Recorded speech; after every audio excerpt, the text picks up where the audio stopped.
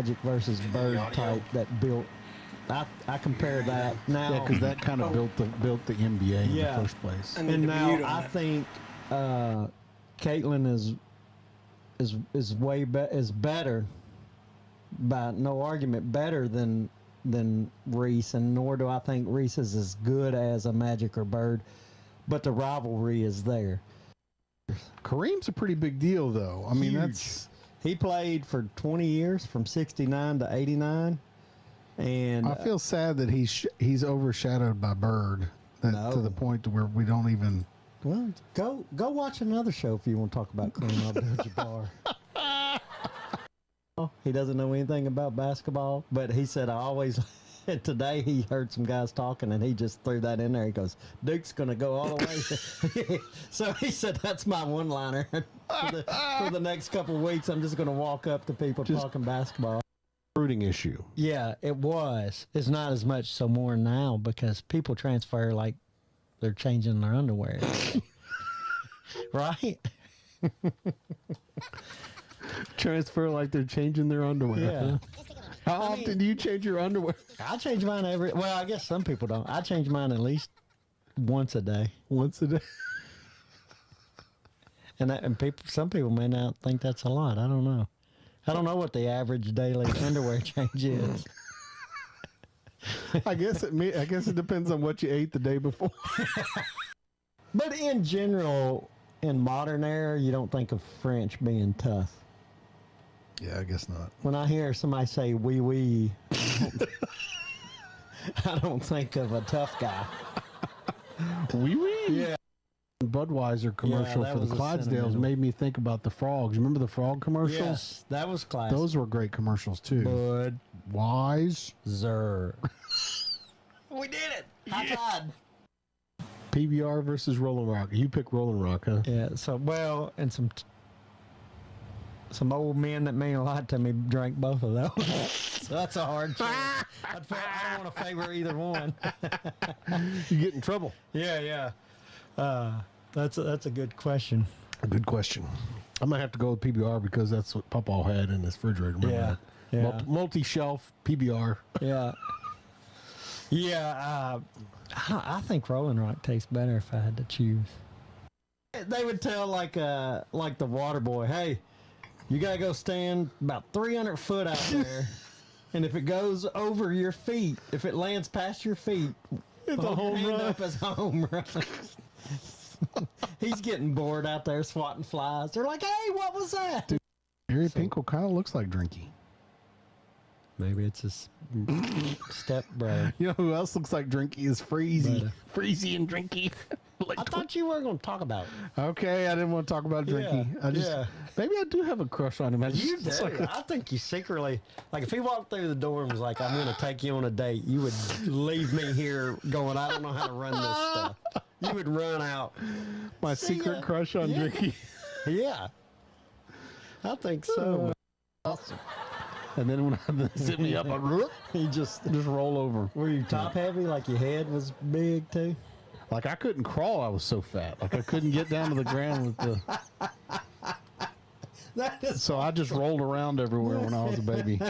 I like. Texas is just going to show them how it is. You know, they're not. They've never played anybody. Blah blah blah blah blah blah blah. Do you know the beginning of the year? Like this could be your true Cinderella if they keep it closer and win. But you know, at the beginning of the year, in the Big 12 conference, they were picked last. I heard that. Oh, yeah. Picked to finish last. Yeah. You can watch us anywhere. That's a good plug. China. When we're live. Yeah. Tibet. China was the first place you thought of anywhere? I was watching a video on We got a Chinese crowd out there? Chinese crowd. Hello to anybody out there in China. How do you say hello in Mandarin? Konnichiwa. That's Japanese. How many Super Bowls did he win? Just one. Just the one. The double X. Yep. Super Bowl 20 for you illiterate Roman numeral readers. Like me. Yeah. Well, I got a question on that. Live from high atop Scott Social Media Studios in the heart of the Cedar City, just outside of America's Music City. This is the one and only Mike and Jrod Show with your hosts, Michael Clay and Jared Scott, with special guest, one of Mount Juliet's Wiki Notables, the legendary Top 10 NASCAR Xfinity Series racer and NASCAR Craftsman Truck Series driver, Chase Montgomery. All right, welcome in, show 37. That was a good intro there, Jared. That's one of your better ones. Trying to step it up. I think you were trying to impress Chase. I was. I'm impressed. So excited that he's here with us today. Yeah, so we got to get out of this habit. We've had two guests, and they're both better looking than us. I can't. We got to get some ugly guests in here. Can't get the beard. No. Well, Jared can't either. That's why we've got the beards, is to hide the ugly. All right, so it's show 37, but we're going to already give it to Chase Montgomery. We're calling this the Chase Montgomery Show. Oh, cool. Yeah. All right. So when you come on, anybody that comes on, it's your show. We name it after you for the day. We typically like to name the best athlete. We'll honor the show, the best athlete that wore number 37. Okay. And I'm going to ask you here in a minute about a 37. But I will give some honorable mentions who we might have named 37s. There's not a real good selection of 37. NBA, came up with Ron Artest or Meta World Peace. You know, he changed his name to that for a while. What? Meta World Peace? It was on his jersey, yeah, with the Lakers. It was on his jersey? Yeah. And so that was his last name, was Meta World Peace, all one word? Yep. Yeah. And he wore, and I think this is before, he was 37 for 3 of the 6 years at the Lakers, and when he changed his name, I think he went to like 99 with Meta World Peace for whatever reason. NFL, there's, I didn't know him. It was kind of before my time. Lester Hayes. He played for the Raiders from 77 to 86. The Raiders. Yeah. Defensive Player of the Year in 1980. He was NFL interception leader in 1980. He was, when they went to the Super Bowl, I don't think they won Super Bowl 18, but during interviews, he declared himself as a Star Wars nerd, and he said, I am the only true Jedi in the NFL. So, if Chase wasn't here, I probably would have went with Lester Hayes, just because of that quote. That's pretty cool. That's good. Major League Baseball, there was he didn't even play. He was the manager for the Yankees, Casey Stengel, I don't know. He managed 12 years. It was in the like 50s, and took the Yankees to 10 World Series and won 7 of them. Dang. So it must have been like Mantle and all that during those days, I guess. I didn't look. I should have wrote the years down. So since we do, Chase he did drive in the ARCA Series, Busch Series, Truck Series. Now I'm moving on. I don't think we've mentioned any NASCAR drivers and their car numbers before. Nope. Nope. So, that would be a first. But I have a few written down, and 37 wasn't a good number. Were you a 37? I was never a 37. I was a 27. Okay. I had a teammate that was a 37. How many different numbers did you have, Chase? Oh, a lot. Because we were talking about how what was it, Shaq, that had like 4 different numbers or something? Yeah, he obviously has 32 and 34 and 33. Yeah. Yeah, I think I had 2 in the Nationwide Series, whatever it's called today, Xfinity or Busch Series, whatever it is. Had 2 in the Truck Series, 3 in the Truck Series, 2 in the ARCA Series, and man, all the lead up stuff before then. There was probably. How do they make the decisions on those numbers? It's at the lower levels, it's first come first serve or priority based on who you are. Really not a whole lot different at the upper levels. The difference becomes owners own numbers. That's what I was. At the higher yeah. levels, right? So as a driver, you don't get to select, right? You're put in a car and assigned a number. That's what I was going to ask. Is it more of the owner's choice? Yeah, and they, I mean, if you look back at the history, right? Hendricks is the 24, the 48, Yeah. the 5, right? You'd say the same thing with several of these owners. One of the guys that I drove for is a guy named Clarence Brewer. He was in the Xfinity series, but he always had the 27 and the 37 car. He did have a 37. He did, Yeah. There's a tie. There we go. We tied it in. There we go. So I guess with that, if you're going to ask me who my favorite is now the time. Yeah. My favorite 37 was a guy by the name of David Green. David was my teammate at Bruco Motorsports. Okay. Still keep in touch with David quite a bit. We actually were texting just last weekend. His son Austin just won his first ARCA race at Charlotte Motor Speedway a couple of weeks ago. And I was going to say, David is I remember him. Yeah, David was a big-time Busch Series guy back through the 90s. Won a lot of races. The year that I was a teammate with him, he actually finished second in points to Brian Vickers. So that would have been 2004 or so. He absolutely went on a tear. But David is one of the most down-to-earth, humble guys that I've ever met and been associated with. And I'm proud to have gotten to know him. He's and older, call him too. a friend. So. Yeah, and he comes from a really storied, racing family. Jeff Green, Mark Green, both brothers. Yeah. They grew up in Owensboro, Kentucky, right up the road. They've all spent some time down here at the fairgrounds in Nashville, and again, just good people. All right, that's what I was gonna. He's a snap into the Slim Jim, huh? Snap into a Slim Jim.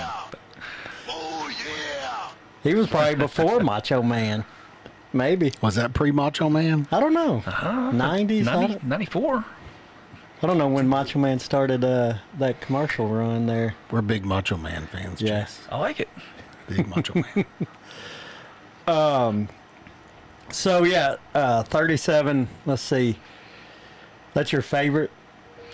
Was there any? That's outside of a handful of guys that have run the 37 in the last few years. I couldn't tell you. There's nothing memorable there for me. So I looked up. It's crazy. You can find anything you want to look up, right? We know that. But I didn't realize so NASCAR. I just put in best drivers that drove 37, and there was a website. It's called driveraverages.com. Never heard of it. Never heard of it either. Never heard of it. Driver averages. Yeah, and it lists any number you wanted. So I had 37 in there, and it had every driver that drove that number, how many races they drove it for. It had how many laps. It went real in depth. Top fives, if they ever won, pole position. Yeah. But for that number, every driver. Now, I'm trusting that website. But the guy, I've never heard of him. Maybe you have Chris Buescher. Chris Buescher. Fun fact about Chris Buescher. You have one? I do have a fun fact. That is about awesome. Chris He Buescher. drove a 37. He drove a 37. He has a cousin, I believe. I believe his name was Todd Buescher, Bues. Yeah. Yeah, it's a B. Yeah. So he had a cousin that drove for a guy that actually rented a shop that my family owned up at Lebanon. Really? Ran some cars out of that. I don't remember what series they were running. But, Oh, wow. Okay. So for number 37, he's ran 108 races. Oh, wow. Yeah. And he had 2 top 5s. And he has ran the most races with that number, according to this website. Really? Yeah. Okay. Then I'd never heard of him. A name I did hear of, and it's a racing name, John Andretti. Yeah, that's right. Obviously more for IndyCar, but he did dabble in NASCAR for a while. He drove 37 for 54 races, 2 top 5s, and he had one pole position. Jason says Lebanon rocks. Reagan's a big Sean Alexander fan. Yeah, I remember we talked about. Somebody brought it up. I thought maybe Jim Bright brought it up. They're both Alabama fans. Big Alabama and they said when fans. you get to show 37, it should be Sean Alexander. All right. Do you know what pro football team he played for? No, I'm a race car guy. We got the race car expert in the house. He played for the Seahawks. Seattle. And he may have played other, but I know he got drafted and played there for a bit. But Jeremy Mayfield, I know you know him. I know Jeremy Mayfield. Yeah. Did you ever race against him? Never ran against him. I do have a good Mayfield story. So we were at Charlotte Motor Speedway. This is probably 2005. There was a dentist. There was a dentist that always sponsored a car in that race, and we were sponsored by this dentist. Well, they decided that they were going to put this big, huge, smiling face on the hood of the car, and it happened to be Jeremy Mayfield's wife's smile that was on the hood of that car. It is. Yeah. Was it like the whole face or just no, like just the the teeth? smile. Just the teeth. Just her smile. Lips and teeth. She had exceptional teeth. Obviously, our audience thinks that's great. Yeah. Yeah. If you didn't recognize, we do have an in-studio audience. I know you've heard them. Yeah. Oh, yeah. It's hard to see. Hard to see behind the. It's really hard to see them. Yeah. They're enjoying the show so far. Yeah. Dude, that's awesome that you've heard of some of these, and it's perfect that it was He's 37. a Kentucky guy too. He's another Owensboro guy. Yeah. Okay. He was Owensboro. I knew he was Kentucky. Owensboro. Yeah. There's Owensboro was a hotbed for stock car guys throughout the. Did they 90s. have some dirt tracks in Owensboro or like some old tracks? I'm sure they do. Yeah. I'm sure I would they say. A lot of those guys though would come down here and race the fairgrounds here in Nashville. Yeah. And getting to that, which I don't want to jump ahead too far, but that's kind of, well, we'll wait. We'll get into how you got started. I want to mention the 37, so I say not a great number according to this. So Bobby Isaac, you ever heard of him? Yeah, Bobby Isaac's, Okay. shoot, he might be in the Hall of Fame. You might have to look that one So up. he did 7 races. He did the least amount of races that I wrote down. 7 races. 3 top 5s, 1 pole position, and he won from that pole position. Is that the same Bobby Isaacs, that old school picture right there? Is that him? Sure.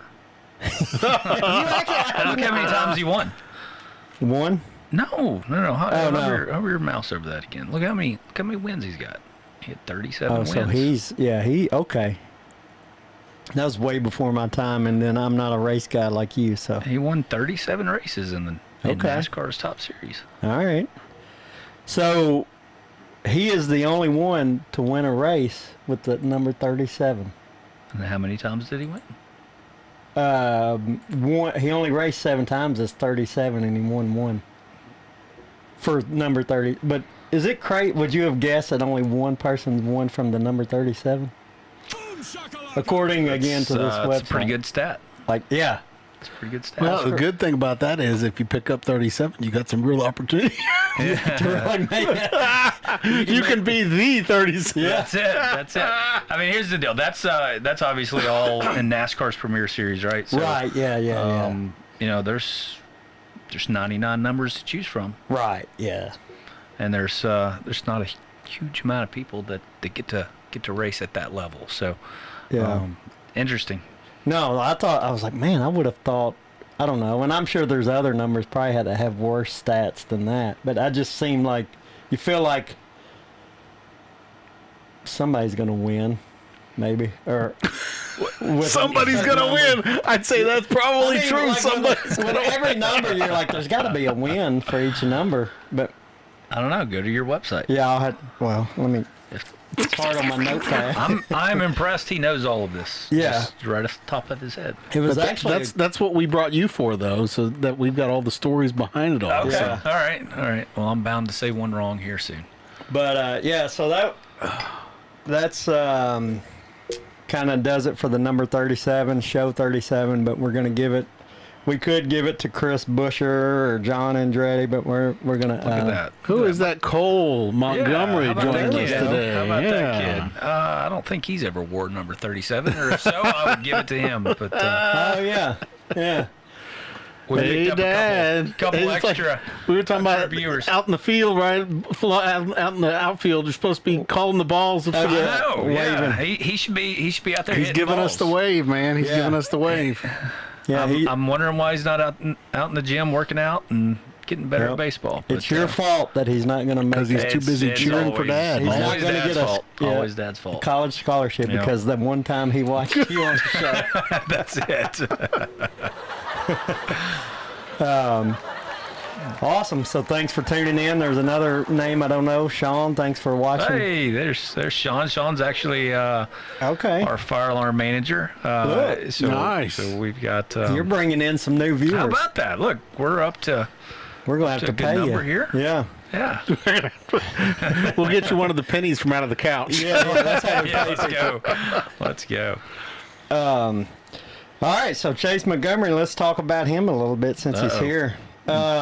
So, kind of in the intro, and this is more of a joke, but Jared mentioned it. But yes, according to Wikipedia, he is one of the notables that lives in Mount Juliet. Yep. So we had to have him. We had to Mount reach out. Juliet notable, baby. Yeah, Yeah, made it. And Sophia Schaefer will love Yeah. that.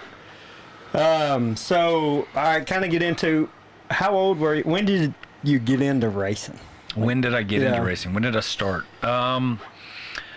Man, this was probably around 94, 95. I was, I don't know, 12 years old or so 12. at the time. Yeah. Man, you're young. I had I'd always been interested in it. I had an uncle. His name's Mark. He ran street modifieds down at the fairgrounds, and I remember, we would go every week and watch him. We'd sit back row with my Aunt Kim and my mom beside me and watch my Uncle Mark race. The back row, you couldn't even get good seats. No, man, you're getting up above it so you can see it all. I You see it all.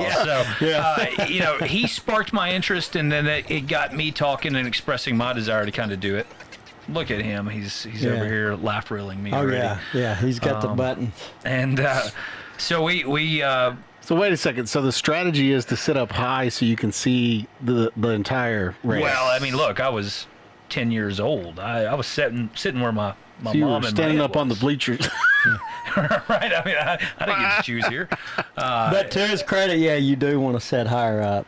I've been to Talladega twice. And Yeah. that's a bigger track. That is a bigger Yeah, track. you do want to sit up where you can see. So you can see the whole race. Yeah, That is a bigger the whole track. Yeah, you had to have binoculars for that. But You did. Did you ever back race kid. Talladega, Chase? I did, yeah. I should have won a couple of races at Talladega, and Oh. man, you guys could suck me into all sorts of stories here, so Yeah. just be careful. let's start from the beginning. We'll get to Talladega. So I kept expressing my desire to race something, and he surprised me. Dad came home, surprised me with a go-kart. Okay, so you got Nice. into go-karts first. Started in the go-karts, and I'll be honest with you guys. I mean, the I've done a lot of cool things, got to go to a lot of cool places, and got to race against a lot of really cool people. But to be honest, some of my best memories are pulling that go-kart out with my dad, and we didn't have a clue what we were doing, right? I mean, my dad ran a software company back in the day. He was not the automotive guy. I was just a kid driving a go-kart, right? But we were pulling it out of the back of a truck, had a little Craftsman toolbox with a bunch of wrenches that we probably didn't even use because we didn't know what we needed to use them on. But we spent a year racing go-karts and just having a blast. And so from there we went up to a little place in Ridgetop called Highland ran some four Yeah. cylinders. And, Ridge top, high up on So- the top. yeah, up on the top. Right up there near Springfield. That's it. My That's it. grandfather, that's where I learned how to drive, was in Ridge top. Oh, really? Yeah. So my grandfather, I was like 10 or something, and he's like, Jared, don't tell your grandmother, we're gonna go ride around the block. I learned how to drive on East Division. Did you really? Yeah, I took a mailbox out. Yeah, I was about to say that's not a good place to. Took a mirror off Dad's Suburban, I think it was at the time. And taking the mailbox out is probably one of the better options. Well, hey, so how here's narrow the it story, is. guys. Right, so we're driving down Division. I'm over there at. Is this the probably division 13. where there's like the drop-offs that are Oh like yeah, 10 so feet? my choice is right. Yeah. So Dad's, we're driving down Division. There's a car coming this way. There's a ditch, and that mailbox is on the right. Yeah. And Dad's over there panicking, saying, "Get over." Well, I got over. You got over all He right. didn't mean for me to get over on that side. So learned my lesson there early. You don't want to get too far over on that. Like I said, No. that road, if No. anybody lives in the Mount Juliet area, that it's worse now because you got dump trucks and 18-wheelers going down it. You do. It's You do. yeah. You got the cliffs and the swampland.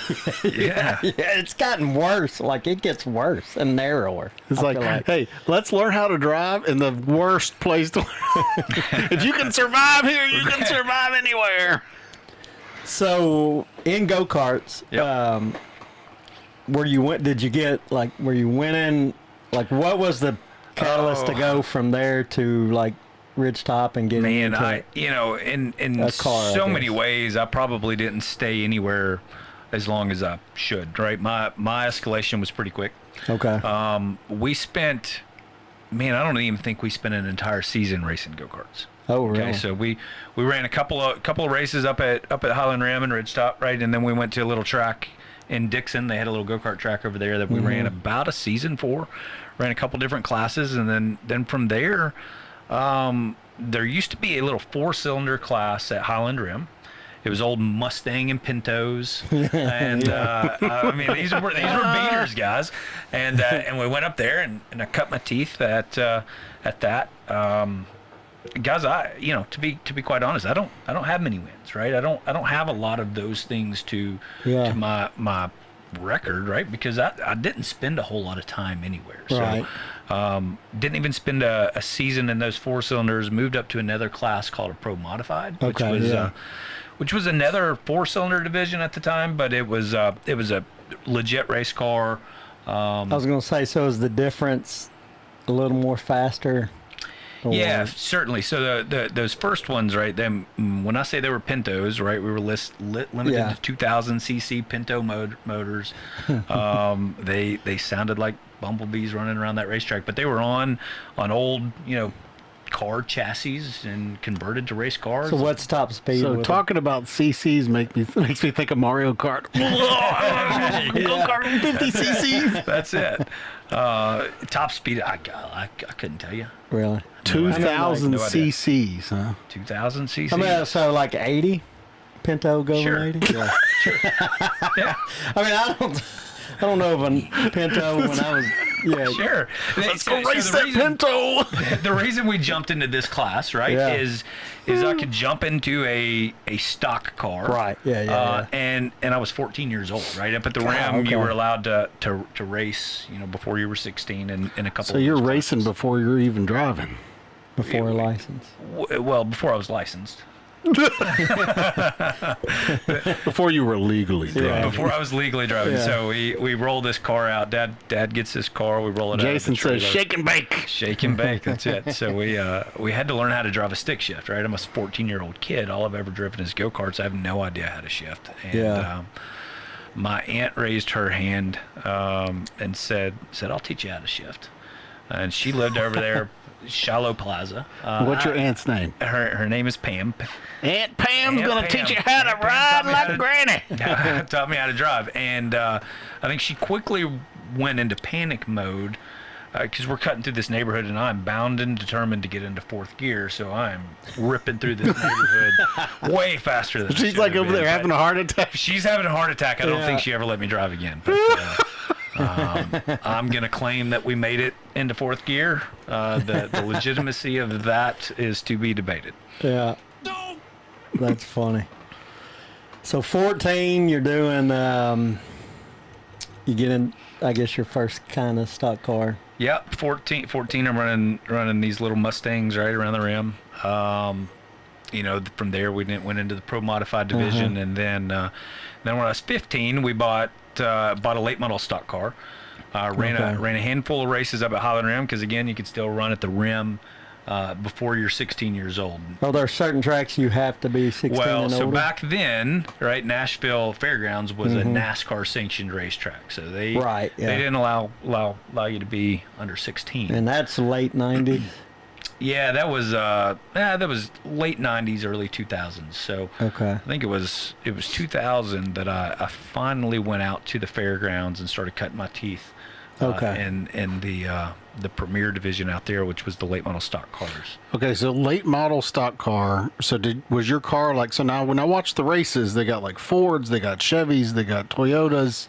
Is that determined by the engine that's in the car? Is that how that works? Yeah, largely. I mean, there's some divisions that it's determined by the body you put on them, but when you get into late model racing, generally speaking, the motor you're running is the, at least back then, the motor you would have under the hood matches the body that you had in the car. Today they've got a lot of crate motors and things like that, so everybody's pretty much running the same thing, and the only distinguishing factor is the body on the car. But, fascinating. Yeah. See, this is getting into the world of I don't know. Yeah, well, let's teach I don't you. either. Let's teach you. Yeah, that's why I'm like asking the questions. But yeah, had a lot of fun out there. There was a guy by the name of Roy Binkley and Mark Day. Mark still runs at Highland Rim, I believe.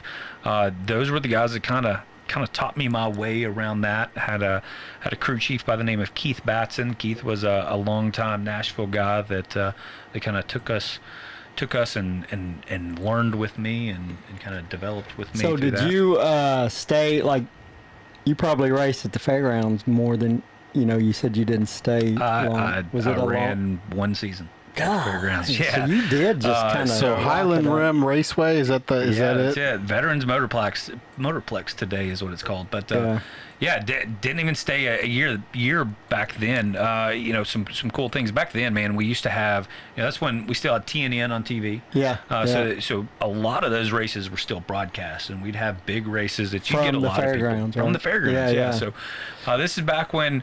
The Earnhardt documentary's been all over Prime here lately, right? Yeah. So when you had Kelly and Kerry and Dale Jr. out there running the fairgrounds, right? Casey Atwood was running the fairgrounds, right? There was a hotbed of kids that were showing up and coming to the fairgrounds. The fairgrounds is still, arguably one of the best short tracks in the nation. I was going to say, I don't know anybody watching, whether you're watching live or later, like Nashville. It is a pretty famous track in the racing world. Yeah, it's an extremely popular track in the racing world, right?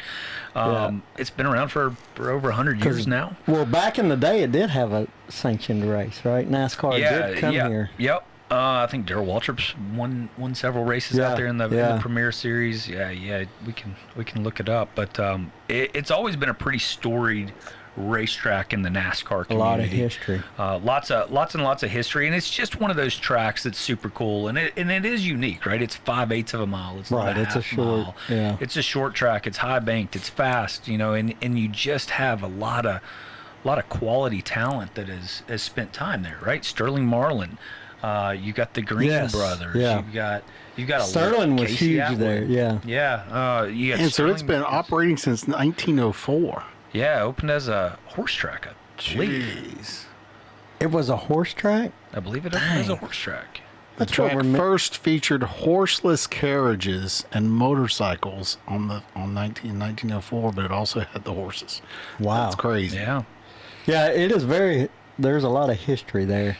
And kind of cool, because when the soccer stadium, like, they wanted to tear it down. Right? They want to get rid of it. I think there's still a large amount of people that would like to tear it down. I know, and it may eventually, they may win that fight. I'll hate when they do, just because of the history.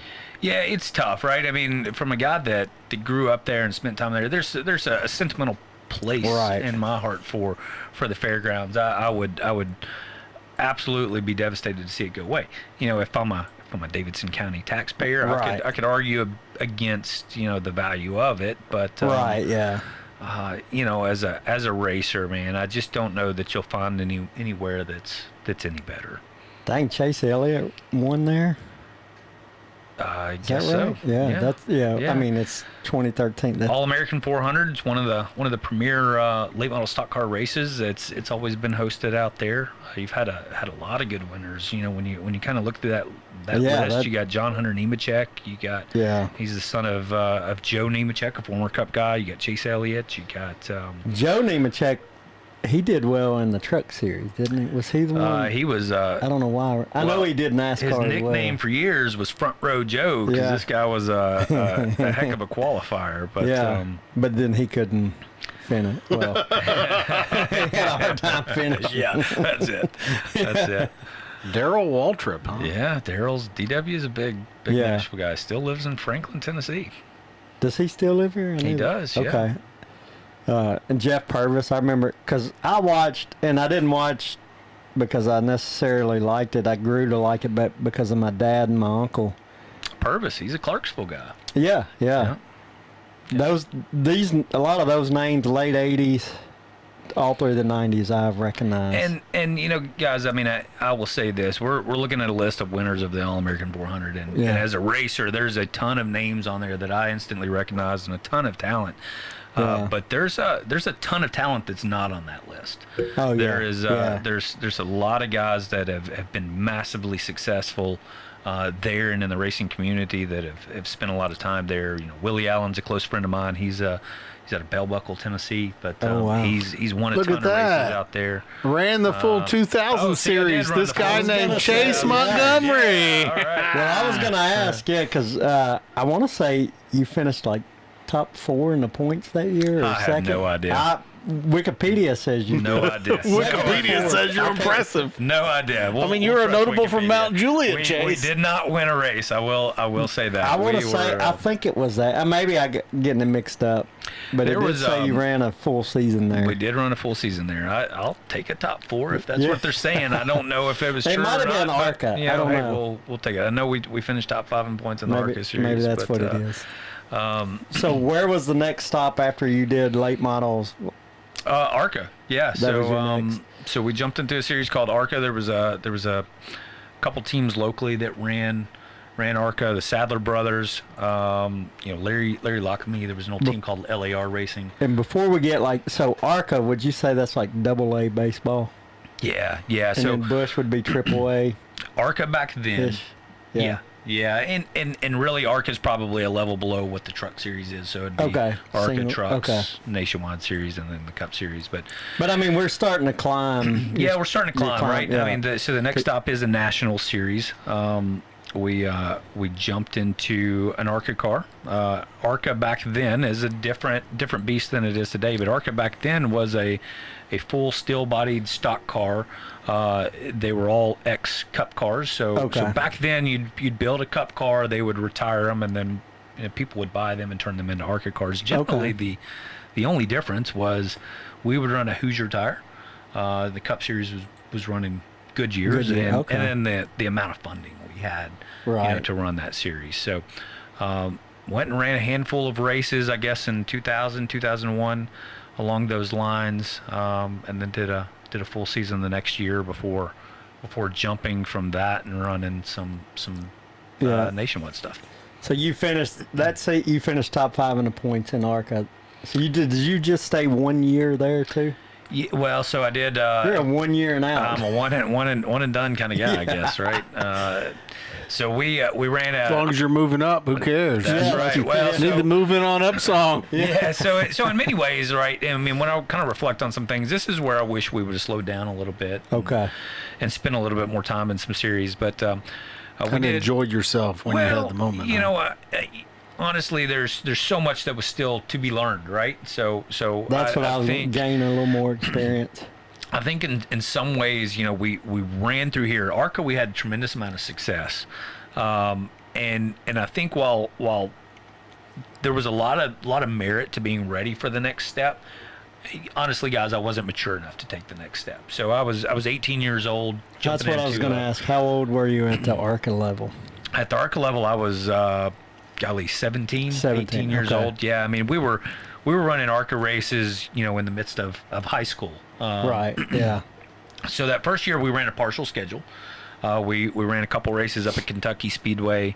You know, I think my first race may have been here at the Nashville Super Speedway, and then we kind of called it quits that first year. The second year, we went out there and ran the full season, and then we ran a handful of races the following year while kind of intermixing some nationwide stuff. And I think so. Is it a points type deal too, where you get so many points for your position within each race? Is that how that works? Yeah. So the way a typical season is going to work at especially these levels. Now you're going to have to set what they're doing in NASCAR today aside, what they're doing today is based off stages and a regular we season want to ask about postseason. that a little bit. I want to hear your We're going to go opinions on that. into what this was, right? So every race you would accrue points based on your finish, and you would just simply accumulate them. So most points is the one who wins the season or whatever. Yeah, and I mean, look, there's been several seasons that guys have been beat on numbers of wins, but they're consistently at the top. Right. So they're accumulating points, and at the end of the year they get rewarded for that. You could typically, you may only win one race. Somebody else won 4, but you finished ahead because you had 8 top 10s to his 3 or something. Yeah, I mean, I think most notably, a lot of people credit today's NASCAR point system on a guy named Matt Kenseth, right? I'd say everybody here might know who Matt Kenseth is, but Matt went and won a Cup championship by being Mr. Consistency, Ken. And really kind of stunk up the show. I mean, he was a boring champion that year, right? Yeah. Because he didn't win a lot of races. It wasn't always exciting. He was even his picture up front. His picture even looks a little. Yeah. I mean, look, yes, 300. Is that what I'm reading right? Yeah, he was a long-time Cup guy. 331 top 10 finishes. Matt's exceptionally talented. I'm please don't mistake anything I said. No. Being. Well, no, I think you're right on that. Like, I couldn't have told you when it kind of started to change, but yeah, they wanted to it got to be you got to win, because eventually they said to win a championship in the series, you had to at least win one race. Right, that became one first place finish. Right? I don't know. I know what they did was really in an effort to just try to bring some excitement, bring some viewership, bring some energy, right? Because what they got tired of seeing is guys points racing, right? And that's what the series had quickly become, right? We'd ride around in 5th because we're beating the guy that we're racing in points, and we were running the season-long race, so you'd take less risk. Now they're trying to award wins, right? They're trying to reward stage points. So they're trying to just bring consistent effort throughout a race, so you just don't have these races where guys are riding around racing for points, right? They want to see guys racing for wins. Yeah, because you'd see guys get up there. As long as they led a lap, you got 5 bonus points for leading a lap. Yeah, they'd get up there to lead a lap, and then they go, all right, I got my 5 bonus points. Well, a lot of times what they do is a caution would come out. Yeah. And everybody would pit, and this guy would stay out to lead a lap and grab some points, right? Even under caution, if you led a lap, you got your 5 bonus points. Yeah. That's ridiculous. So, going back to my career, ARCA was probably the place that I learned the most. I had the most success by and large. We had some incredible races, some incredible memories in that series, and it's a series that I like to see the successes in. I had some trying times in that series too. Don't get me wrong. Yeah. And we went from, I think the second or third race we'd ever run, we qualified on the front row. We led, the most laps that race. We probably should have won it, and miscalculation on fuel mileage. Ran out of gas while in the lead. No! Yeah, that was a tough one. I don't think my dad's listening here, but we'll throw him under the bus real quick. I was gonna say, my dad is an incredibly smart man and an exceptional mathematician, right? So, Dad was the guy that always calculated my fuel mileage, and I'll tell you how we calculated fuel mileage back then. Is we know exactly how much fuel a car will hold, right? And then in practice, we would do a run. And you would know exactly how much fuel you consumed in that run. So you just take the weight of the fuel and then you calculate your fuel mileage. Well, this race was 134 laps. So we figured if we could make lap 67, which was really close, we stopped one time, right? Well, we were able to make 66 laps. We're in the lead.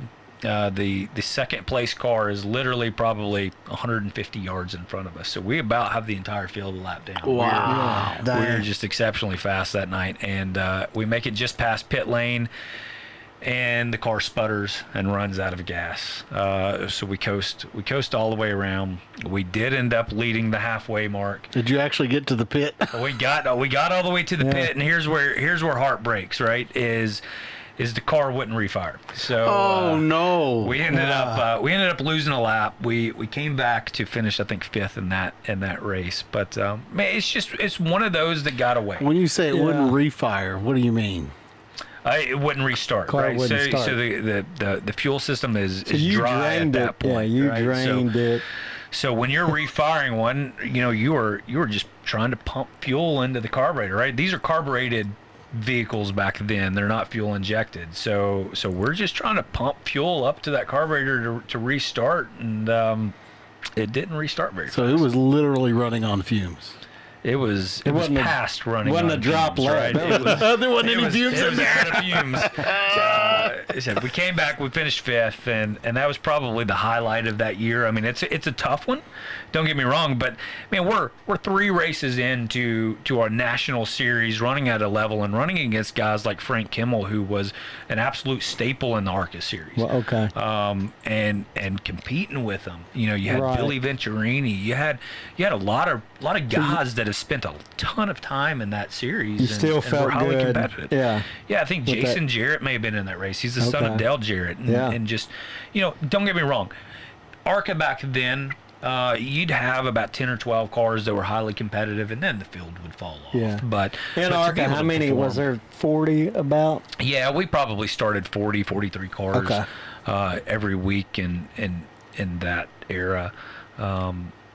Great series, great developmental series. It was very, very much a Midwest series. I have a lot of friends still from that series, Okay. and they're able to keep in touch with them. And in fact, we took my youngest son up to see some monster trucks in Louisville Yeah. a few months ago, and I got to stop in to the Kimmel's race shop and see Frank's brother Bill. Bill still runs a race team out of Southern Indiana with his son Will. Man, I've got a lot of friends there. I got a lot of great memories from there. And Did most or do most of, even today and in all the names that we would know in the 90s, the big names, do most of them come through ARCA? Or had ARCA, a stint in ARCA? I would say there's a good majority that have. Yeah, right? not every, yeah. One of my favorite guys growing up, I was always a huge Kyle Petty fan. I think Kyle's first Yeah. stock car race was an ARCA race at Daytona that he ended up winning. Okay. If you went through the list of ARCA winners over the time, you're going to see guys like Jeremy Mayfield. You're going to see Kyle Petty. Yeah. You're going to see some names that are very recognizable. That's what I remember hearing my dad and my uncle. Like I said, only what I know of NASCAR is from my dad and my uncle watching it every Sunday, hearing them talk about ARCA, watching the Busch race on Saturday. The weekends. I loved hanging out with my dad and uncle, but you were going to watch. It was going to be NASCAR on. If we were watching TV, it was NASCAR. I think that's the most painful thing to me. Look, I'm still very much a fan. Yeah. Now I'm not the same fan I was growing up. But the sport's not the same. It's different. It is different. I think you 100% got different. now. Don't get me wrong, right? The kids that are in this sport and competitive in this sport are going to look back in 20 years and say the sport's not the same. Yeah. It's constantly evolving, right? I mean, I grew up watching the 90s era NASCAR. Guys like David Green, Kyle Petty, Rusty Wallace, Dale Jarrett, Dale Earnhardt. Shoot, even Richard Petty there for he for a was good still portion hanging of on. it. Bill Elliott, that's and my it favorite. was just a different breed, right? These were guys that were just racers.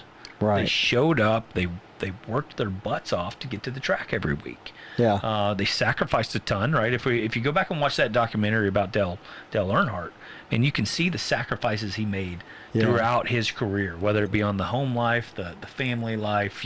His life was stock car racing. Right. And that's what bred his success, right? He was heavily invested in it to the detriment of his family a lot of times. Yeah. But you get to the early 2000s and you see a different It's type of corporate sport. now, right? It's more Well, corporate. I don't know. I mean, I think the growth of NASCAR through the 90s into the early 2000s was driven on the back of corporate investment. I guess let me read my basis of saying that.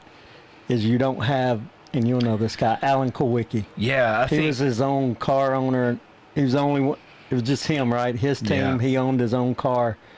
I'd say today, you couldn't do that. you'd have a hard time doing that. Right. I mean, I think the Get Last guy and There's more teams. I guess I shouldn't say corporate. There's more. Well, no, hey, you're right. I mean, the sport maybe that is was a the wrong business word. Yeah. today, right? I mean, back then, I still think it was a business, right? Yeah, These teams yeah.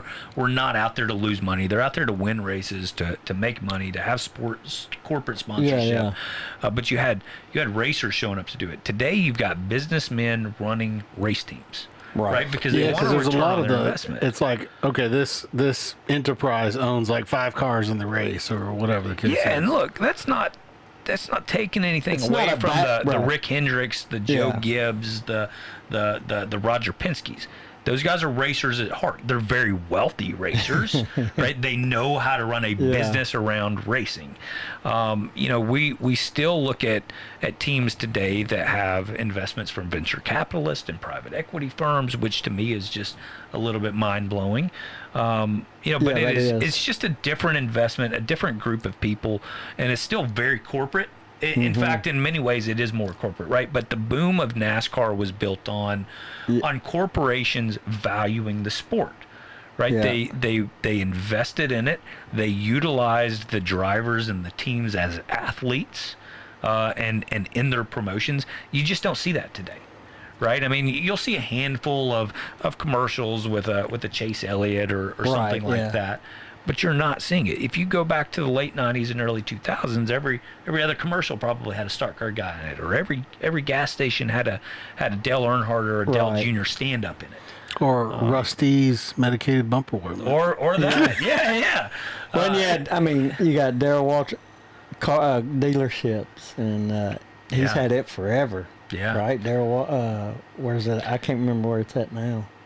He's got one in may have 'em Franklin. a little way, He's yeah. probably got a few of them, to be honest with you. But It just and I'm not knocking anything. I mean, it goes to anything. Like, I think the NBA in the 80s and 90s was the best, right? There's changes. and probably And same with NASCAR. I thought it's different now, and every generation is going to think, I guess, theirs was.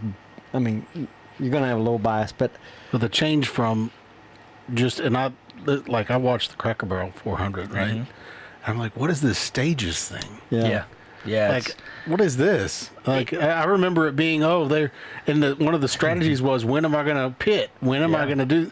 And now it's got these stages with these automatic, just craziness. Yeah, and like I said, I mean, there's some that I like about what they're doing today. Yeah. There's some that I don't, right? I mean, at the end of the day, the sport is what the sport is today, right? If I'm a racer and I had the opportunity today, I'd be just as invested in it and trying to succeed with today's platform as I was 20 years ago.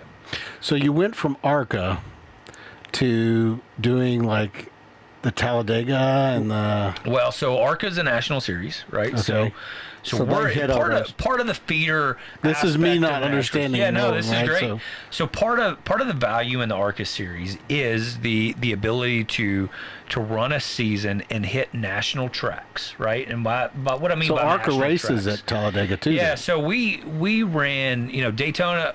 We would run, Daytona, Talladega, Charlotte, Atlanta. All the big, we ran the Nashville Super Speedway. We ran Kentucky Super Speedway. Yeah. We'd run a lot of big tracks, and a lot of those tracks were run in conjunction with a cup race, right? So they would be the race on the Friday night or the Saturday, before the cup race on Sunday. Now, the cool part about ARCA is you would still go to a local short track, a local bull ring, and beat the fenders off of it. You'd still go to Berlin Speedway, and they don't have a backstretch wall, right? You'd still go to DuQuoin and Springfield, Illinois, and race on 1 mile dirt tracks.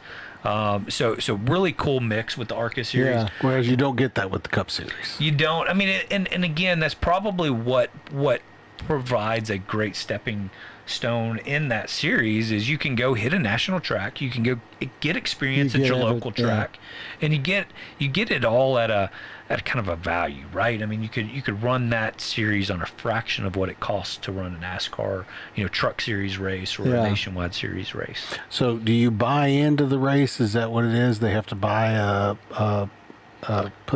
pay in to have their car in the race? There's an entry fee, right? So every team would have an entry fee, and then the purse is built off of sponsorships and all sorts of different things, TV rights. They all kind of contribute that, and then that gets split up as your purse and your payout. And then there's other payouts in the series, based on full-time teams and efforts, right? You'd get bonuses and all those kind of things, or you would back in the day, I mentioned leading the halfway point. There was an extra payout for leading halfway back in the day. There was bonuses and things in each race. Let's be honest, leading the most laps in a race. Absolutely, too, right? And the misnomer about all of this is you're not going to go win races and be profitable doing this, right? All of this is built off of sponsorship dollars and corporate dollars. That's the only way you can be profitable owning a stock car team or running a stock car team. And if you're finishing successful, that's how you. Yeah, I mean, because the name's up there more. They're saying sure. I mean, it's that's the whole more exposure is aspect of better sponsorship. Yeah. I mean, and honestly, that's what it all comes down to is reaching brand goals, right? Sometimes those brand goals aren't based on viewerships and TVs and appearances, right? So one of the smartest guys I've ever met in this sport is a guy by the name of Clarence Brewer. Clarence ran a team out of a little city called Central City, Kentucky. It is, in the middle of nowhere in southern Kentucky. Okay. But I'll tell you what Clarence did early on and grabbed understanding of is the importance of sponsorship and activation. So Clarence had several, his sponsors would come in and he would sell packages beyond the sponsorship, where he was doing, it might be sampling trailers. He's built a whole business around it now, but his whole thing was trailers like for example, my boy David Green, when he drove for them, was sponsored by a company called Timberwolf Chew. Timberwolf got into the sport, and I think they had like 2 or 3% market share. And their whole goal was to hit 10%. So they came in and they did this whole activation program around it that involved samples, and they'd hand them out at tracks and generating interest amongst the product. They had a goal that they were going to hit a certain percentage of market share, and they were out. And ultimately they hit that, and they got out of the sport. So they got in, got what they wanted, and got out. Yep. Okay. Yep. So I want to ask. You get into Busch, I believe, the series, right? Yeah, look at Towns. Yeah, and that's what brings me to this, and I think Jared's probably going, why is Alice Cooper mentioned? Is that a question in your head, or did you read went through my head? I was like, is Towns watching the right show? Yes. Yeah, so... he is, so let's... this is probably 2002. Yeah, you jumped. Is this when you jumped into Busch? Yeah. So it was kind of in conjunction, right? Yeah. So it was. I guess it was 2003. We ran a partial ARCA series, and then we started running some Xfinity series stuff. Back then, it was the Busch series with Bruco Motorsports. So we rolled down to Daytona. The previous year, we qualified on the pole at Daytona. We probably hold the record of going from first to last the quickest. So, long story short, we start this race. We sit on the pole. I keep talking over his hot buttons here. That's what it's for. Just to add a little bit extra. I love it. So we qualify on the pole, man. We are riding a high at Daytona that year, and we climb in the car. And man, I'm all geared up. This is my first time at Daytona. And you won the pole. We're on the pole. That is huge, right? Because Daytona 500 or Daytona, regardless. That car was incredibly fast, guys. Probably the best speedway car I've ever driven. Okay. And we step on the gas when the green flag drops, and this thing sounds awful. What? So wait a second. This car just did the pole, and now it's So yeah, man, this thing is sick. So we, back then you would qualify, and then you would do what we call happy hour, which was another practice session. And then you just kind of go through your pre-race tune-ups, right? So you're changing spark plugs, you're changing transmission fluid and rear end fluid and motor oil, and you're just getting this thing geared up. And somewhere in the pre-race, poor engine tuner got the plug wires crossed. So, oh no! So we go from first to last. We come in the pits. It's under green. We end up going a lap down, right? Because Daytona's a place that you got to draft. Yeah. So we come in, we fix it, and we get back out on the track. But unfortunately, I have nobody to draft with. This is early in the race, and they're gone. I think we ended up getting our lap back. I couldn't tell you where we finished. It was a struggle that day. It was a pretty disappointing one. But again, it's just kind of another one of those races that you feel like got away. Right. You feel like your trophy case should be way bigger than it is because of instances like that. But how does Alice Cooper fit into this? Well, so this next year is 2003, right? So we roll down to Daytona. Golly, that's a huge track. 2.5 miles. Yep. So we roll down to Daytona, and man, we've got that same car we set on the pole with.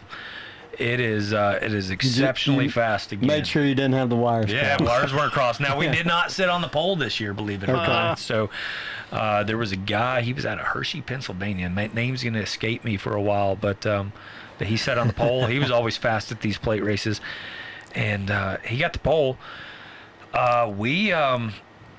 We kind of settled in there and just rode in second for a good part of the race, and ended up winning this race, right? Okay. Well, the next week, I'm making my Nationwide Series debut.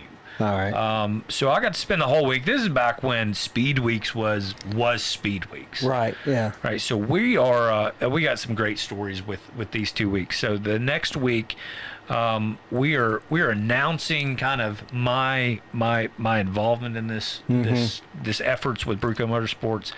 We announced a partnership with Alice Cooper. Alice Cooper came on board, so did he come on board before you won? Yeah. So Alice was on board. It was not announced necessarily at the time. Well, I guess it got announced the morning of this race, right? So, we had it in the works, and it was a signed deal. Alice flies down to Daytona. We do this big announcement at Daytona alongside Clarence and the Busch Series efforts and Alice, and the whole thing was Alice has always been into the theatrics in the show. So, they're unveiling this car. Shocker!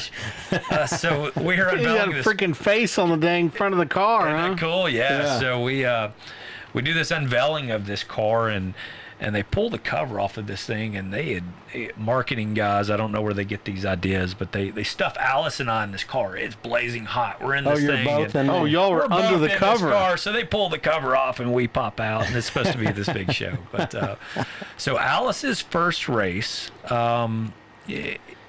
He got to come home with a win. So we got pictures of us in Daytona. You probably, if you looked up Alice Cooper and ARCA, I bet you quickly you'd find a picture of him in Victory Lane. Okay. In fact, I see one right there if you hit the little YouTube demo there. Yeah, there's the unveiling right there. I know you guys can't see it on the show, but that's the unveiling. That's the unveiling. Just super cool deal. So was there pressure? Like, okay, they announced it that morning. Did you feel some pressure to? I mean, you ended up winning it, but were you like? Nah, man. No. You were just focused on the race.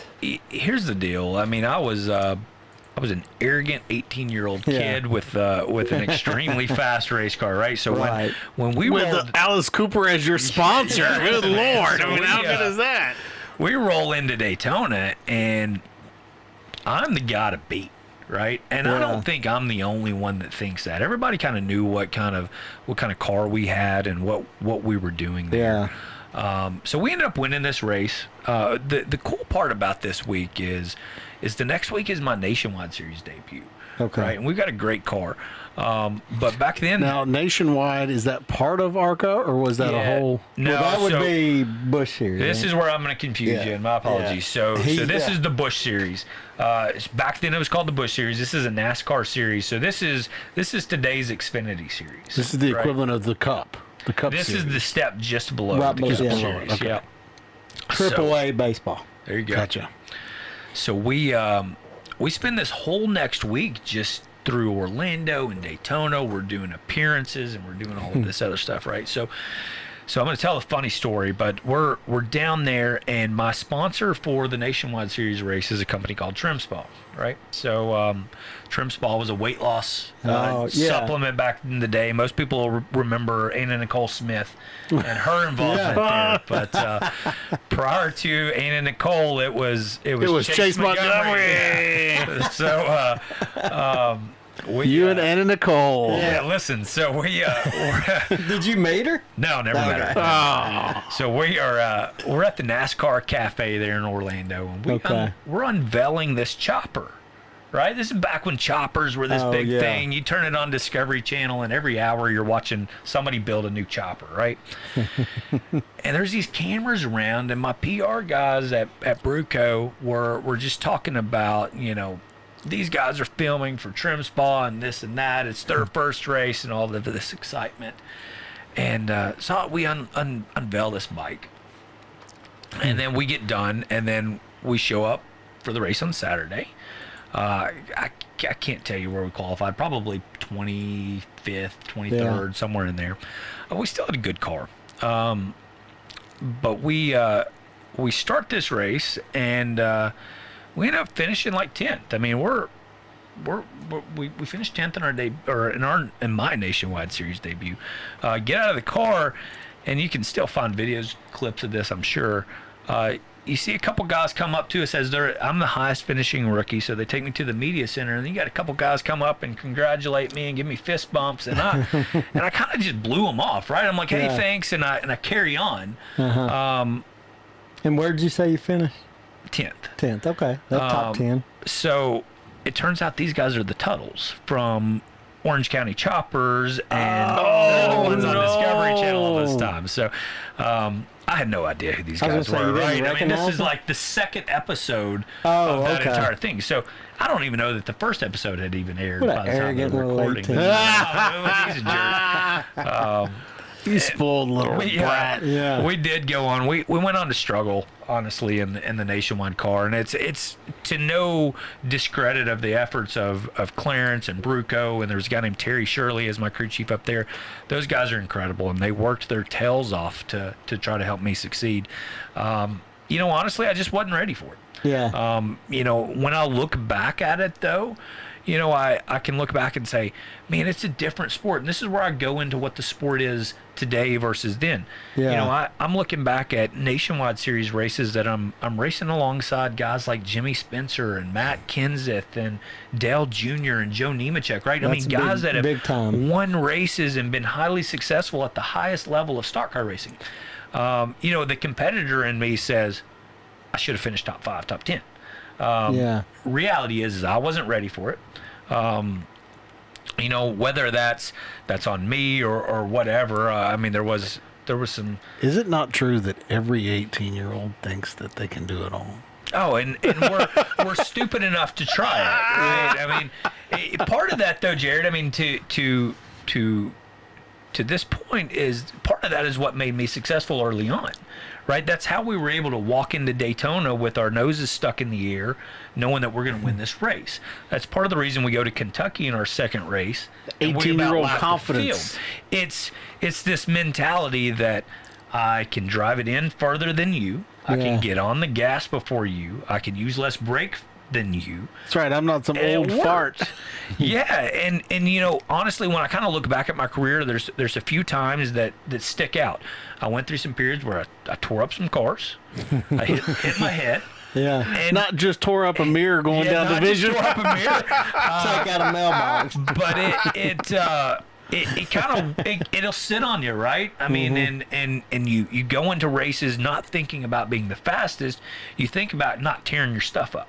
And that's not a good thing. Yeah. Right. So I think I had that weighing on me a little bit, later in my career. They kind of slowed me down. But we ran some nationwide stuff.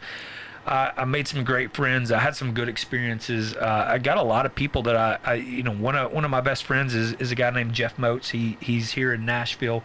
He was my PR guy. I talked to a guy named Matt Cruz just last week. He was in charge of marketing at Bruco. Oh, apparently Aunt Pam is watching. Yeah. She can tell us all about.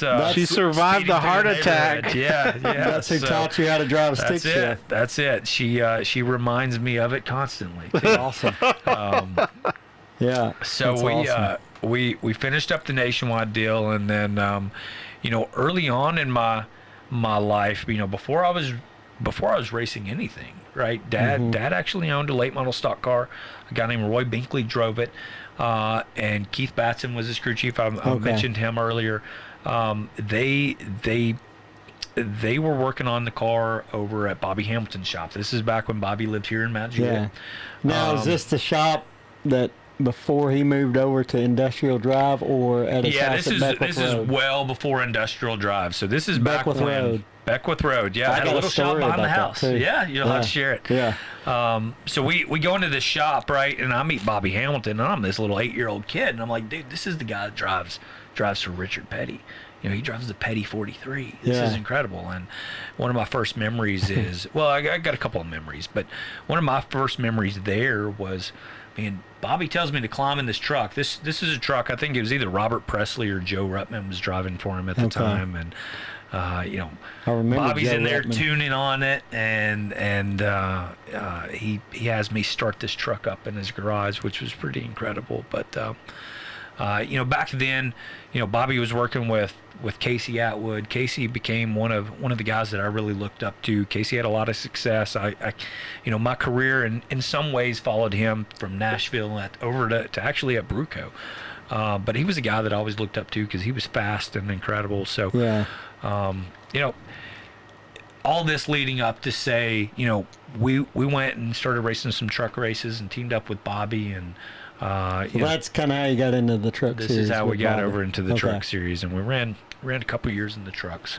One was a family-owned team with Bobby's support, and then the next year I actually drove for Bobby in the 18 truck. And honestly, I kind of look at those years too as a bit of a failure on my part as a driver. And again, I can still look back at those races and say, man, I'm racing against guys like Bobby Hamilton and Ted Musgrave and Mike Skinner and Dang, again, all them old names. That brings back memories. And That's I can remember memories watching. right Yeah, these are guys that it's funny. I was on the couch with my youngest Mason a few weeks ago, and I don't remember how we did it, but we wound up watching an old Bristol truck race from 2006 or 7 or something like that, and we qualify like 16th, and I'm not. It's not one of those races that stands out. Other than the truck I drove that day was than it's Bristol. I mean, good Lord. So now, when we talk about like racing in a truck versus racing in a stock car, I mean, I don't try to describe in words. Like if you said, What's okay, the well, difference? what would I feel when I feel it? I mean, I'm not going to be able to ever probably do. Right? And guys, that's where I struggled with the trucks. Okay. Really? Yeah. So is it harder to drive the truck? It's just different, right? What's the biggest difference? The aerodynamic part of it. Okay. So trucks have these big flat sides, and early 2000s, and they still do it today. If you really look at these trucks, they're all skewed where the back end looks like they're all hanging out. All that's doing is as the truck kind of hangs that right rear out there, it puts more air on the spoiler, creates downforce. Theoretically, you can go faster. It's a sensation that I just struggled with, right? Because you didn't do that in stock cars. You might drive off the right rear, but you weren't back then just slotting around with the back end hanging out. Interesting. So when you're making the turns, you're saying it's pulling out on the backside, huh? Yeah. So funny story. We were at Kansas. My crew chief was a guy named Kip McCord. Kip lives here in Lebanon, and man, we were struggling. Yeah. And I think we finished, I don't know, 21st. Keselowski finished 20th, and but just not a great day. And I'm going all day. I'm Now, like, this is man, 21st out of how many? Well, I think we started 41, was gonna 43 say, back then. So 50%. Yeah, You're in the 50%. I'm average, right? Typically, there's 40 to 43 cars or trucks in a race Yeah, starting. I don't know what they start today. And this but is it's and this around is that. in the basically that AAA. Yeah. So we I'll take 50% in the AAA. take 50%. There you go. Hey, car owners didn't like 50%, or I'll still be there. They won't The probably, people paying the bills didn't like Yeah, that's 50%. right. they want top 10, right? Yeah, they're Top wanting, 10 or better. Well, the adage in racing is you're only as good as your last race, right? So Yeah. you know, you're remembered for your last one. I can sit here and talk about all the what ifs or this or that, and reality is you're graded off of the numbers that get recorded in that stat bucket. Oh, just to play AAA ball. So I'm crying how this truck is loose all day. I was not a big fan of a loose car, loose truck. You know, I wanted to tug on the steering wheel. And we kept working on it, and man, it's just not getting any better. And I kind of got frustrated to the point I said, I'm just going to spin this thing out. I'm going to show them how bad my this thing gosh. is. Oh, no. So I, The arrogance. And how old were you again? yeah, I'm like 21 at this point, right? I'm still young and stupid. I'm going to spin this thing out, then I'm going to go have a beer. Yeah, so I stand on the gas coming off of 2, and that thing steps out, and then it just stops, right? I couldn't make this thing spin out, right? Because it goes back to this aerodynamic effect that I just couldn't get my head around. So I've never been as frustrated about not being able to wreck a car as I've ever been, right? Because I'm here to prove a point, and I couldn't prove my point. Trying to wreck the car. Right? Trying to wreck the car. I can't wreck the car. Most memorable part is we get out after the race, we pull on pit road, and like I said, Keselowski finished 20th, and he gets out and he's like, "Man, what a great race!" Because we were running at it hard, and I'm still frustrated, you know, because I'm trying to prove something, and it didn't work. But it was a good time. It was interesting. Lots of cool stories. We didn't touch on a good segment of them. But. So you're saying the car sits closer, like stays on the ground more, and kind of doesn't really kind of turn out on you, huh? Yeah, I mean it's almost like if you're, golly, I don't know how to really describe this. What they call it is the yaw effect, and in essence. You know, if you went back to, there were some Cup Series races in probably 2008, 2010, specifically at Lowe's with, I think it was Sam Hornish. He's the one that really, or that team really, you'll have to, it's kind of an airplane term, but look up Sam Hornish maybe. And his car is way skewed, way out of line, and that's where they kind of really stepped out of line, and then NASCAR figured it out and pulled everybody back and established some rules and things.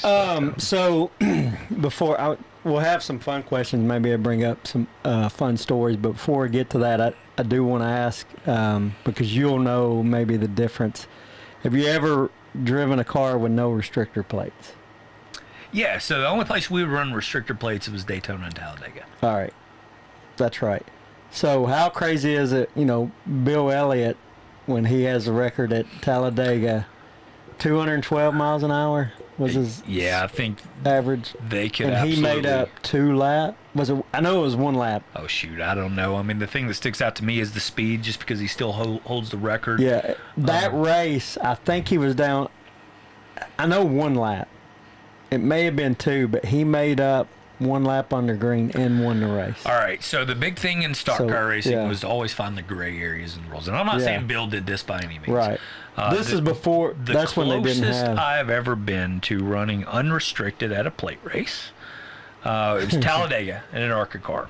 Talladega! And those are typically Daytona, Talladega, the bigger tracks. Those are your plate races, right? We call them plate racing because you got to restrict your plate. So We've got a guy that builds. This is back when everything was carbureted, none of this fuel injection stuff. So they would literally set this plate that had smaller diameter holes under your carburetor, between your carburetor and your intake, and that's what restricts the airflow into the engine and slows them down. But we had this guy that built carburetors. I think he was just outside of Chattanooga. And we built this carburetor that, in essence, when you opened up the throttle, the butterflies created a funnel. So it would funnel this air into this thing. So we go out and qualify. Man, I don't know where we qualified, but top 3, and we're fast. So then we go into practice, and we bolt this carburetor on. Let's see what this thing will do. Yeah. And we knew it would be fast just because of the sheer physics of what we were doing with it. We were, in essence, removing the restrictor. So we created a funnel for this air, so it would almost speed the air up, getting into the engine, increase the horsepower. Yeah. So my crew chief is, again, Keith Batson. He is timing us off of the back straightaway, and we've got these code words that we would say if we're going too fast based on a segment. He would say this code word. So he starts this timing. We go through 3 and 4. We go past the green flag. Right? So essentially, what I'm getting is there's and I knew this. There's ways around some of these. Well, we didn't get around it. Okay. So we. But everybody's trying to. Everybody's trying to. Every team's. Everybody. And I won't say cheating, but you're trying to get around the things listen, to be faster. It's probably much harder today. Back then, right? If it fit the template, it fit the template. It didn't matter what happened between the templates. Yeah. But we go through 1 and 2, and I mean, Daytona and Talladega are places that you run around. You do not lift. Your foot's on the gas. Pedal to the metal. Yeah. Right? A wreck or a caution is the only time you lift. We go through 1 and 2, and you don't touch the brake either unless you're in the draft to just keep from running over the guy in front of you. And even at that, you're just dragging the brake. But we go through 1 and 2, and I lay my foot on the brake. We come off of 2, and Keith is on the radio screaming this code word, and I'm like, oh crap, how fast are we going? Yeah. So we go off into 3, and I lift, right? And I come all the way out of the gas, and I'm coasting all the way through 3 and 4, and I get back on the gas, and keep in mind, practice at these places is a bunch of guys lined up drafting. Yeah. Yeah. Right? That's how you go fast at these racetracks. We pass the start-finish line. We're out there by ourselves, and we go straight to the top of the board by not a small amount, right? So we're like, okay, pull the plug. We're coming in. We're done. Yeah. So we've got our plan. And then the regulators come out. Okay, we're gonna take a look at that one. So because you have to go to inspection. Right? Yeah, so you go to inspection before these races. So we put this thing back on, and we're pushing it through the tech line, and they go through the templates, and we make it through that, and then they pull the carburetor because they want to check the size of the throat, right? And they're checking the measurements and the diameters of everything, and they've got their special tools to do this thing, and they're like, this tool won't fit. I can't measure it, right? Because the funnel is in the way, and we're like, hey, that's okay. We built a tool for you to check this. Right? Here's the dial calipers. Here, use our tool, not your tool. So that's how you can test it. Let me show you how to test it. So we pull out the dial calipers, right? And we're trying to show them that it's within specs, right? And they're like, no, this isn't going to work, guys. So we spend the next hour or so. The series directors would pull this big 18-wheeler, and that's where their offices and things are at for a race weekend. And we're sitting in the front in this lounge, basically having this argumentative conversation with the series director. Come to Jesus meeting. The competition director, right? And they're like, you can't do it. And we're like, no, but we can because it meets the rules. And they're like, hang on a minute. And they flip all the way to the back of the rule book, and they're like, but we can change the rules when we want. For a while there was a rule in the rule book. There was a rule that the rules can be changed by the rule book makers. Here's the thing: if we would have gotten through, you're a cheater. We're gonna make the rules change so that you can't cheat. Yeah. If we would have gotten through tech, we would have run away with this thing. And it would have been the most boring race, right? In ARCA at Talladega, because we would have just pulled away. Yeah, but you would have looked good. We would have looked really good. That trophy would have been incredible, right? Sitting in the garage. But Talladega had some heartbreaks, man. We were running there the next year. Kyle Busch was in this race. We're leading. We're kind of playing with them. And we're under caution going in the back straightaway, and a wheel bearing fails on us and puts us out of that race. And then we ran a third race in the ARCA series. We were actually running second. Again, another race that we could probably take the lead anytime we wanted to and win it. Yeah. And the guy that was running third, we were under caution coming to the green flag, and Talladega back then was run in August.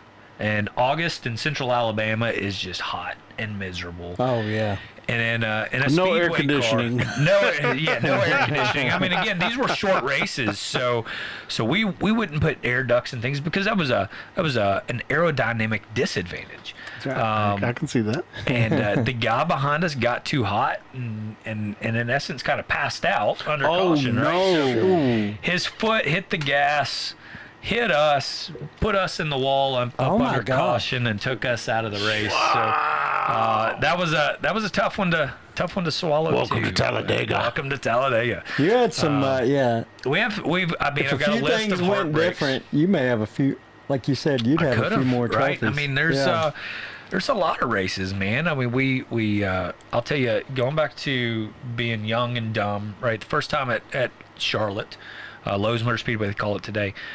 Mile and a half high bank. It's super fast, right? We were running the weekend before the All-Star race, and Dale Jarrett's son, Jason, ran an ARCA series back then. Yeah. And we go out there, and we're pretty good in practice. Probably 6th or 7th, and I'm talking to Jason, and like I said, I've never been to this track. Mm-hmm. And Jason goes, the really good cup cars, the guys that are really fast, they can run wide open through 1 and 2. And I'm like, no way. He's like, yeah. He goes, listen to him in qualifying. So I was like, all right. So I kind of went down to 1 and 2 while the cup cars are qualifying for the All-Star race. And the sure thing, they're running wide open through 1 and 2. So I'm like, dude, if they can do it, I can do it. Right? So that arrogance pops back. There we go. I didn't hit my head hard enough. So we go out to qualify, and that guy that passed out behind you and slammed into you didn't do enough damage to you. We go out to qualify, and I fire that thing off into 1 and 2, and I don't lift. And I get all the way through 2, and I said, holy cow, I made it. And we go through 3 and 4, and we jump up to like 2nd or 3rd. I can't remember. I think it was 2nd. And so the big bank is in 3 and 4. Is that what you're saying? It was 1 and 2 that you can run open or run wide open through, which is the turn closest to you here. We qualified front row. I think Kerry Earnhardt actually sat on the pole that race. There was a guy named Blaze Alexander in that race. Blaze, man, I remember that name. Yeah, so Blaze was a Nationwide Series guy. He wasn't there long. Had some moderate success, but I don't think he ever lived up to the expectations that were put upon him. And he had come back down to run some ARCA races and was just exceptionally fast. I mean, he was a shoe. And unfortunately, we lost Blaze that race. He got in a wreck and ended up having some injuries that took him from us. But so I don't have any fond memories of Charlotte, to be honest with you guys. I was fast. We still finished 5th that night, but had to live through a couple of pretty unfortunate incidents there. One of them was a guy that was a pretty close friend of mine in the ARCA series, and ended up losing his life there too. But you said Blaze Alexander. Yeah, Blaise. Yeah, there he is. But dang. Yeah, that's the car right there. But so, Lowe's Charlotte Motor Speedway was a tough one, but that the next year honestly was the year I probably started to struggle, right? I mean, it was kind of the first encounter of me being that close to something like that. This had an impact on you think? I don't know if that did directly. Yeah. like I said, I tore up some cars, and naturally you kind of slow down, right? Because you don't want to tear stuff up. Right. Well, it's a lot of money, right? I'm sure the owners. It was a combination of things, right? I mean, I think 25. Yeah, he it was a combination of things, guys. I mean, to be this close to something, this is the first time outside of sitting at the fairgrounds and you learn about Adam Petty and Tony Roper, but you're not there. Right. I was here. I was in that race. I drove past this car, sitting in the infield.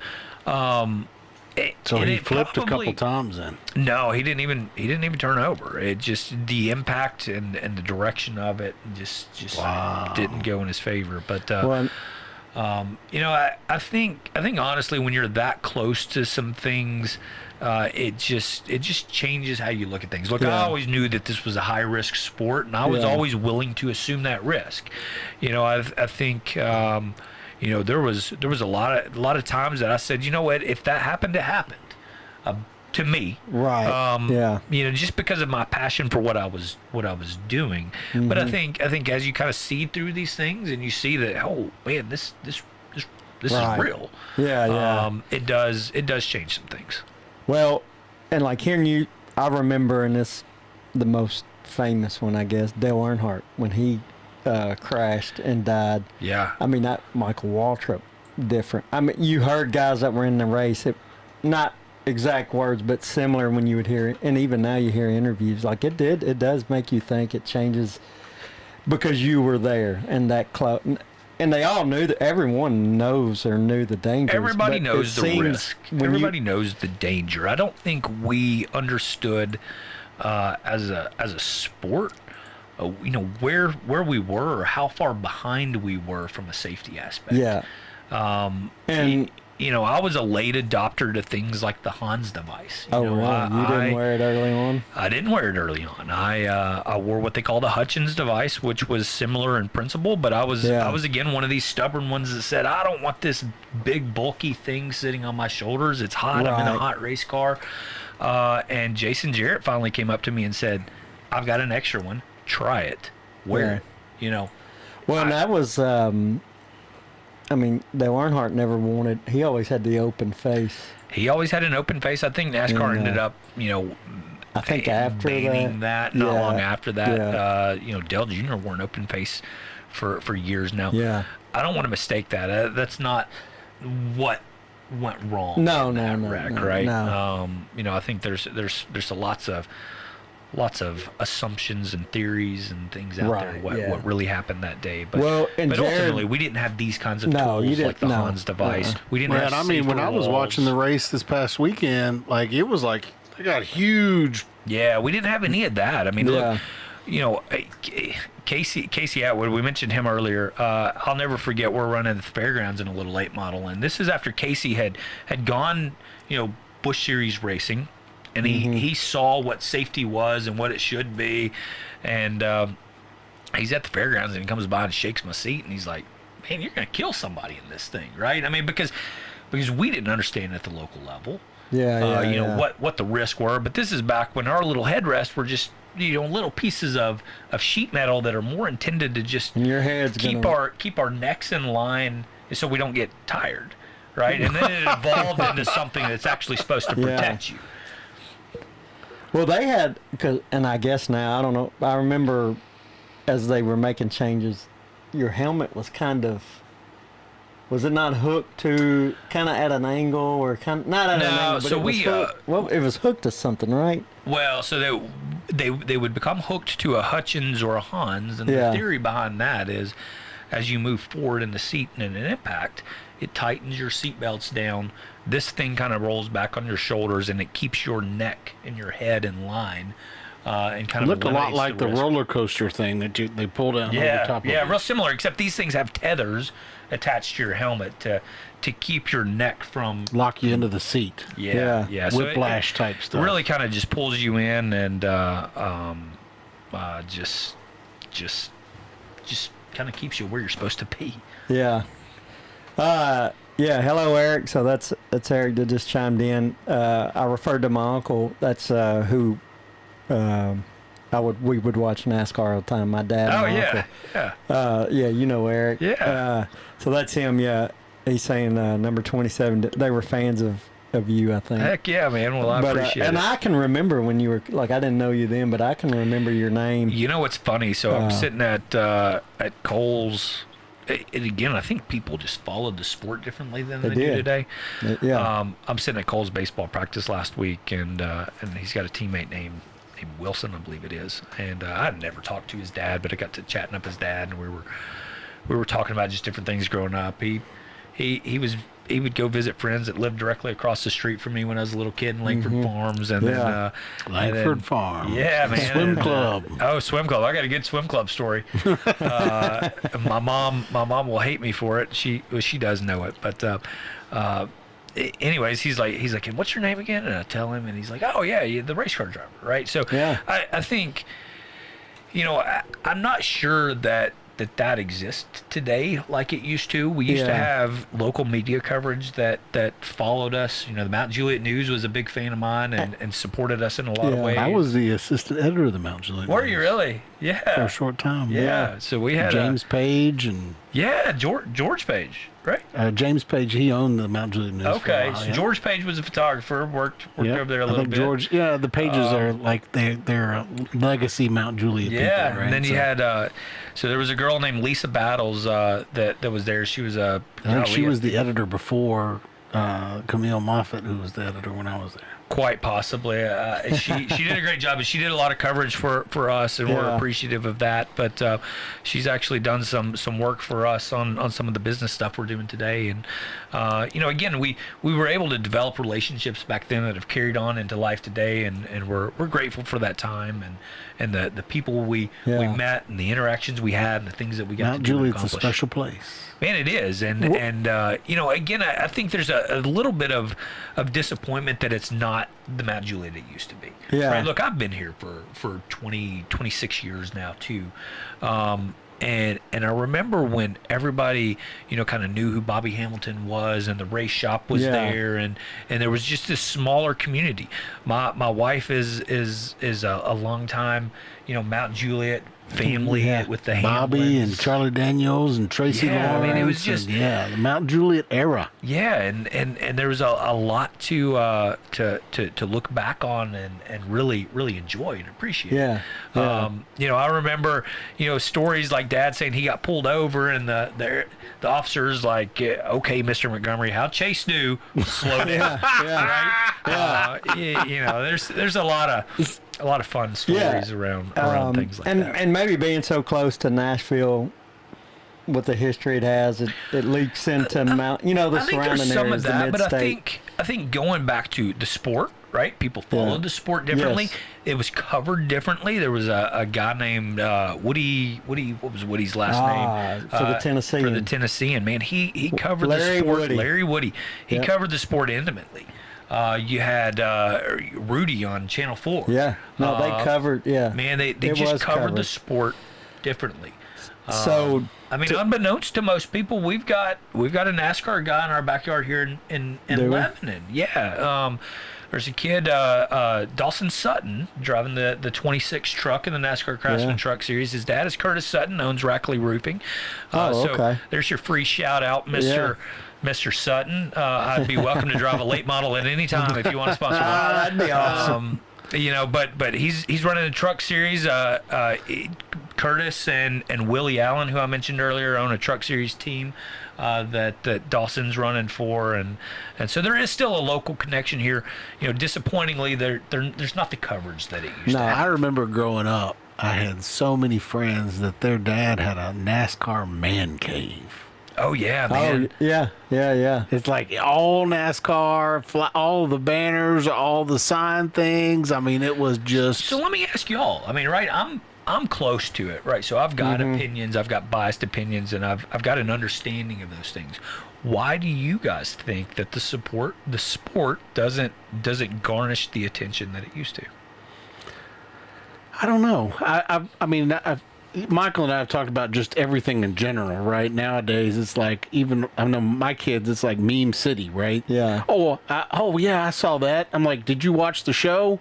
oh no, I saw the meme. It's like, Yeah. and so I don't know if it's an attention span or what it is, but you know, I just remember back in the day, like vivid memories of NASCAR guys. Like it was like NASCAR.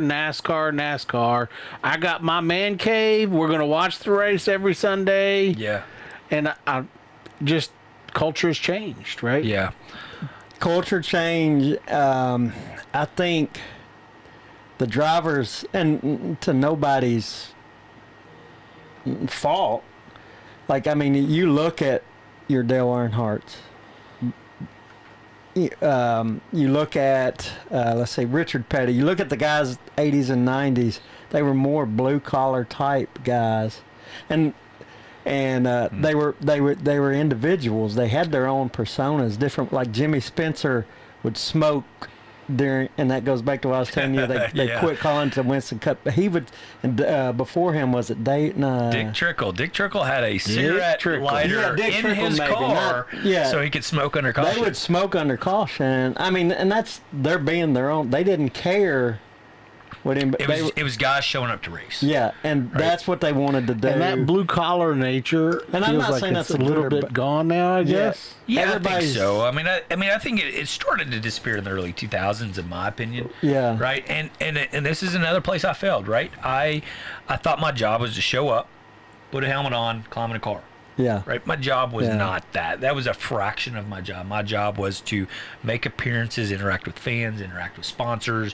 You know, be shuttled around and do autograph signings and radio interviews. That was my Right. job. Yeah. Connect with the fan base. yeah. Yeah, and man, there's a trust me, there's a lot of regrets I have, right, with how I went through the sport.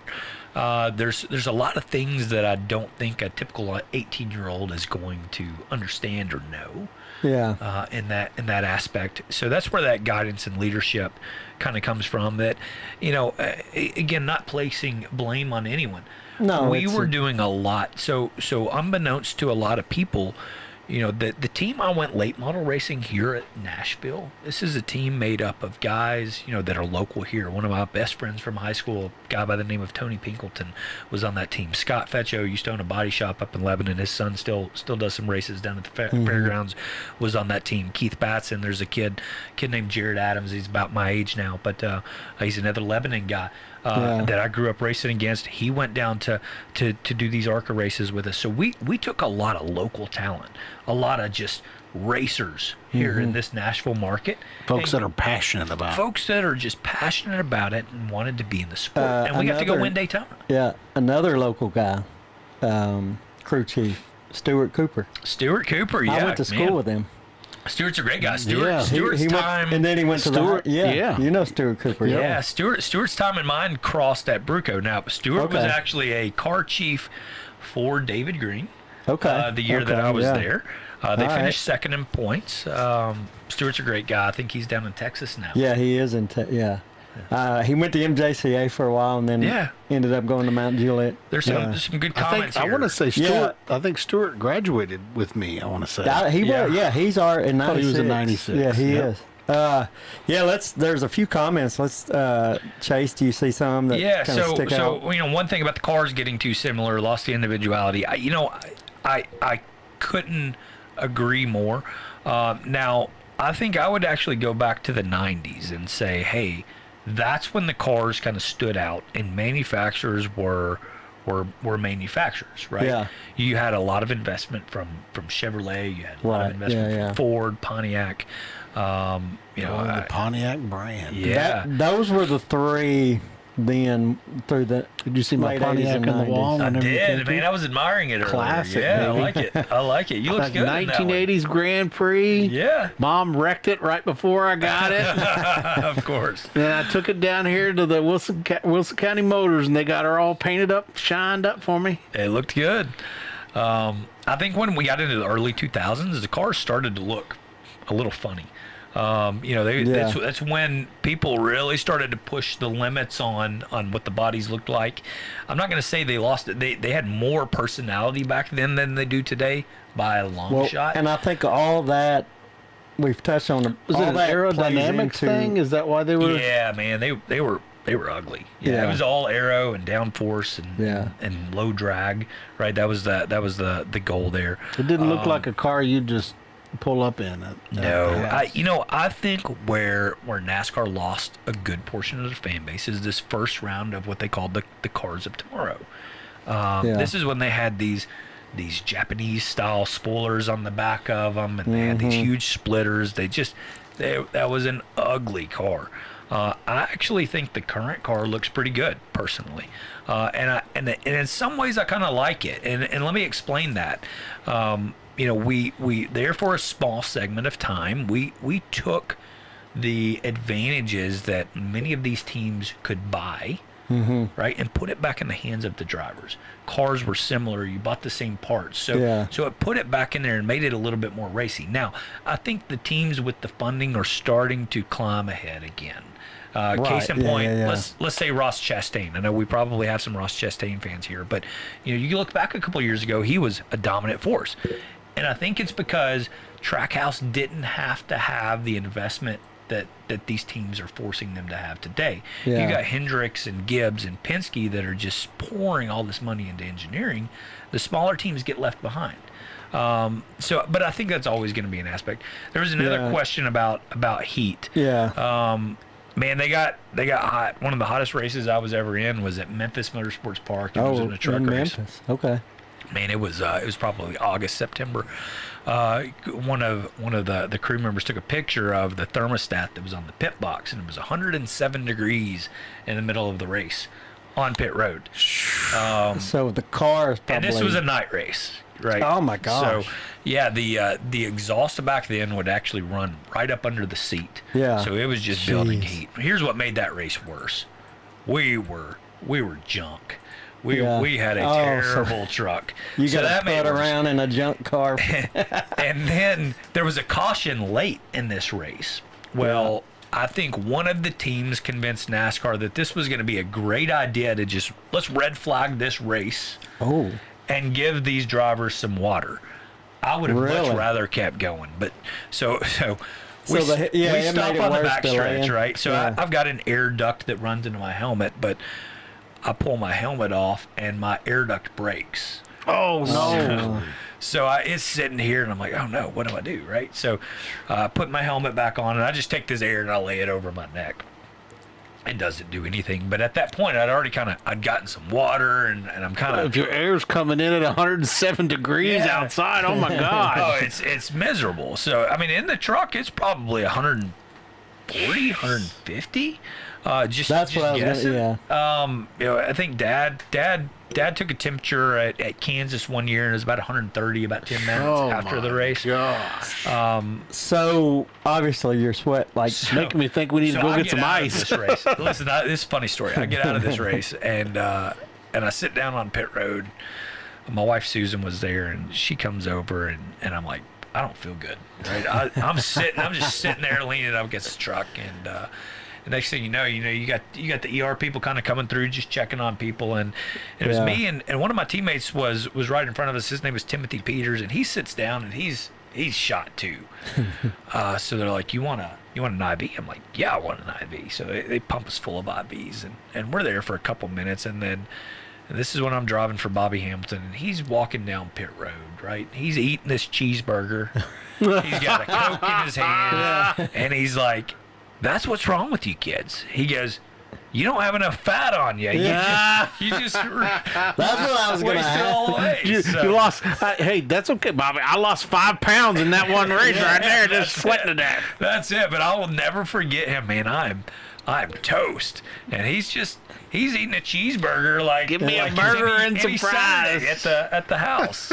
So that's what I was going to ask. I bet in those hot races you did lose. I wouldn't say significant. I don't know. Yeah, 5-6 pounds possibly. Oh, I'm sure. You lose significant. It is all water weight.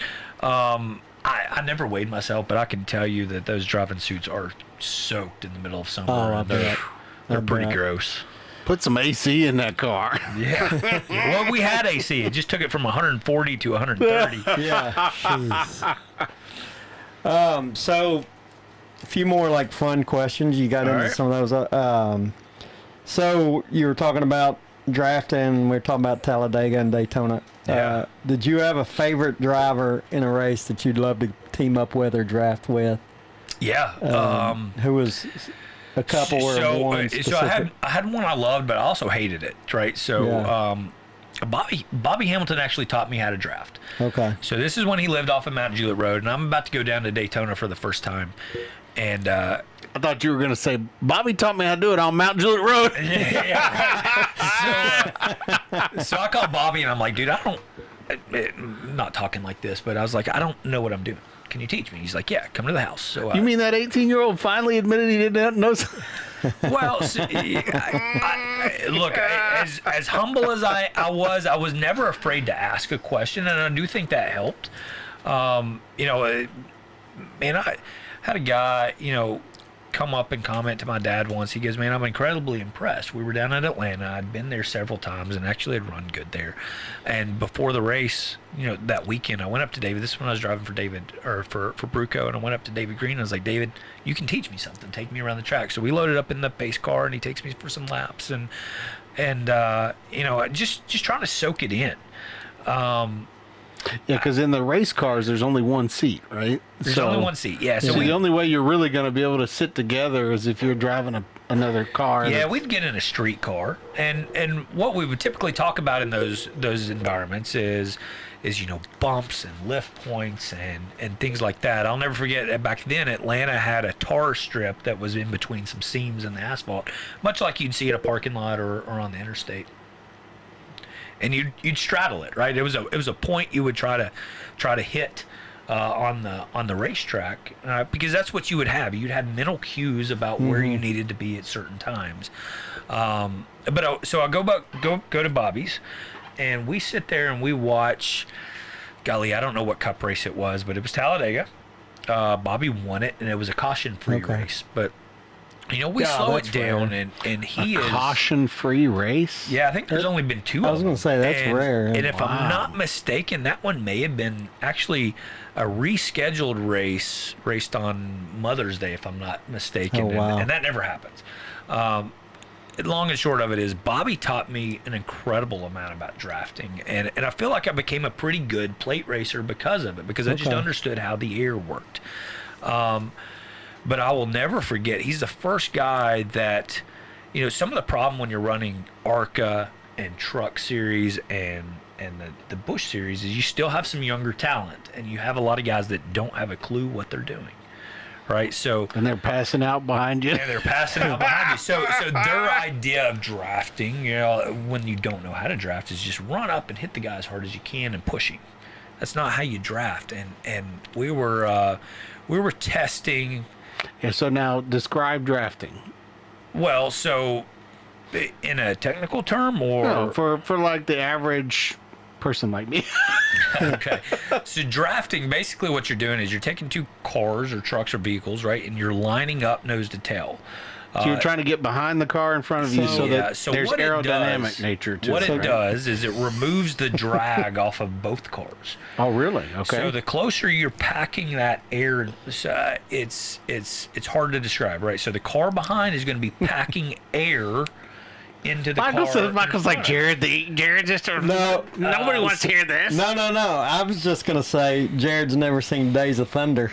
I have seen Days of Thunder, but I don't conceptually, right? Tom Cruise and Nicole Kidman will vividly teach you how to draft with a couple packs of Sweet and Low, wasn't it? Yeah. Sweet and Low. So you didn't see that scene. Look at that. I'm tearing up this mic over here. Yeah. That's why I was laughing, because I was like, you haven't seen Days of Thunder. He tells you how. Every 8-year-old back in the 90s. Nicole, I love that scene. Remembers that one. So it's all a little shake and bake too, but I'd like to hear it from a professional. So what that does is it takes the air off of the spoiler of the car in front of you, which thereby reduces the drag, right? And because it's coming over that car, it's taking the drag off of the front of the car in the back.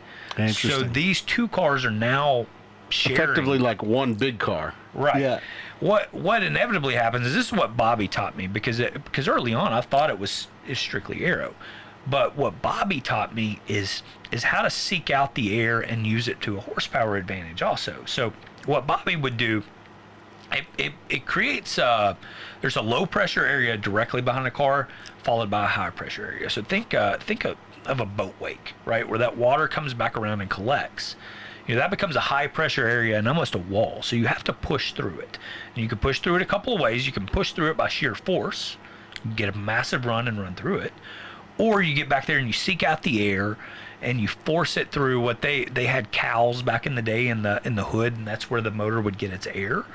You could seek it out and force that air into that cowl, which would give you a slight horsepower advantage to be able to kind of run up through it. Interesting. What Bobby was really good at doing is once he got into that low pressure area, he would roll out of the throttle.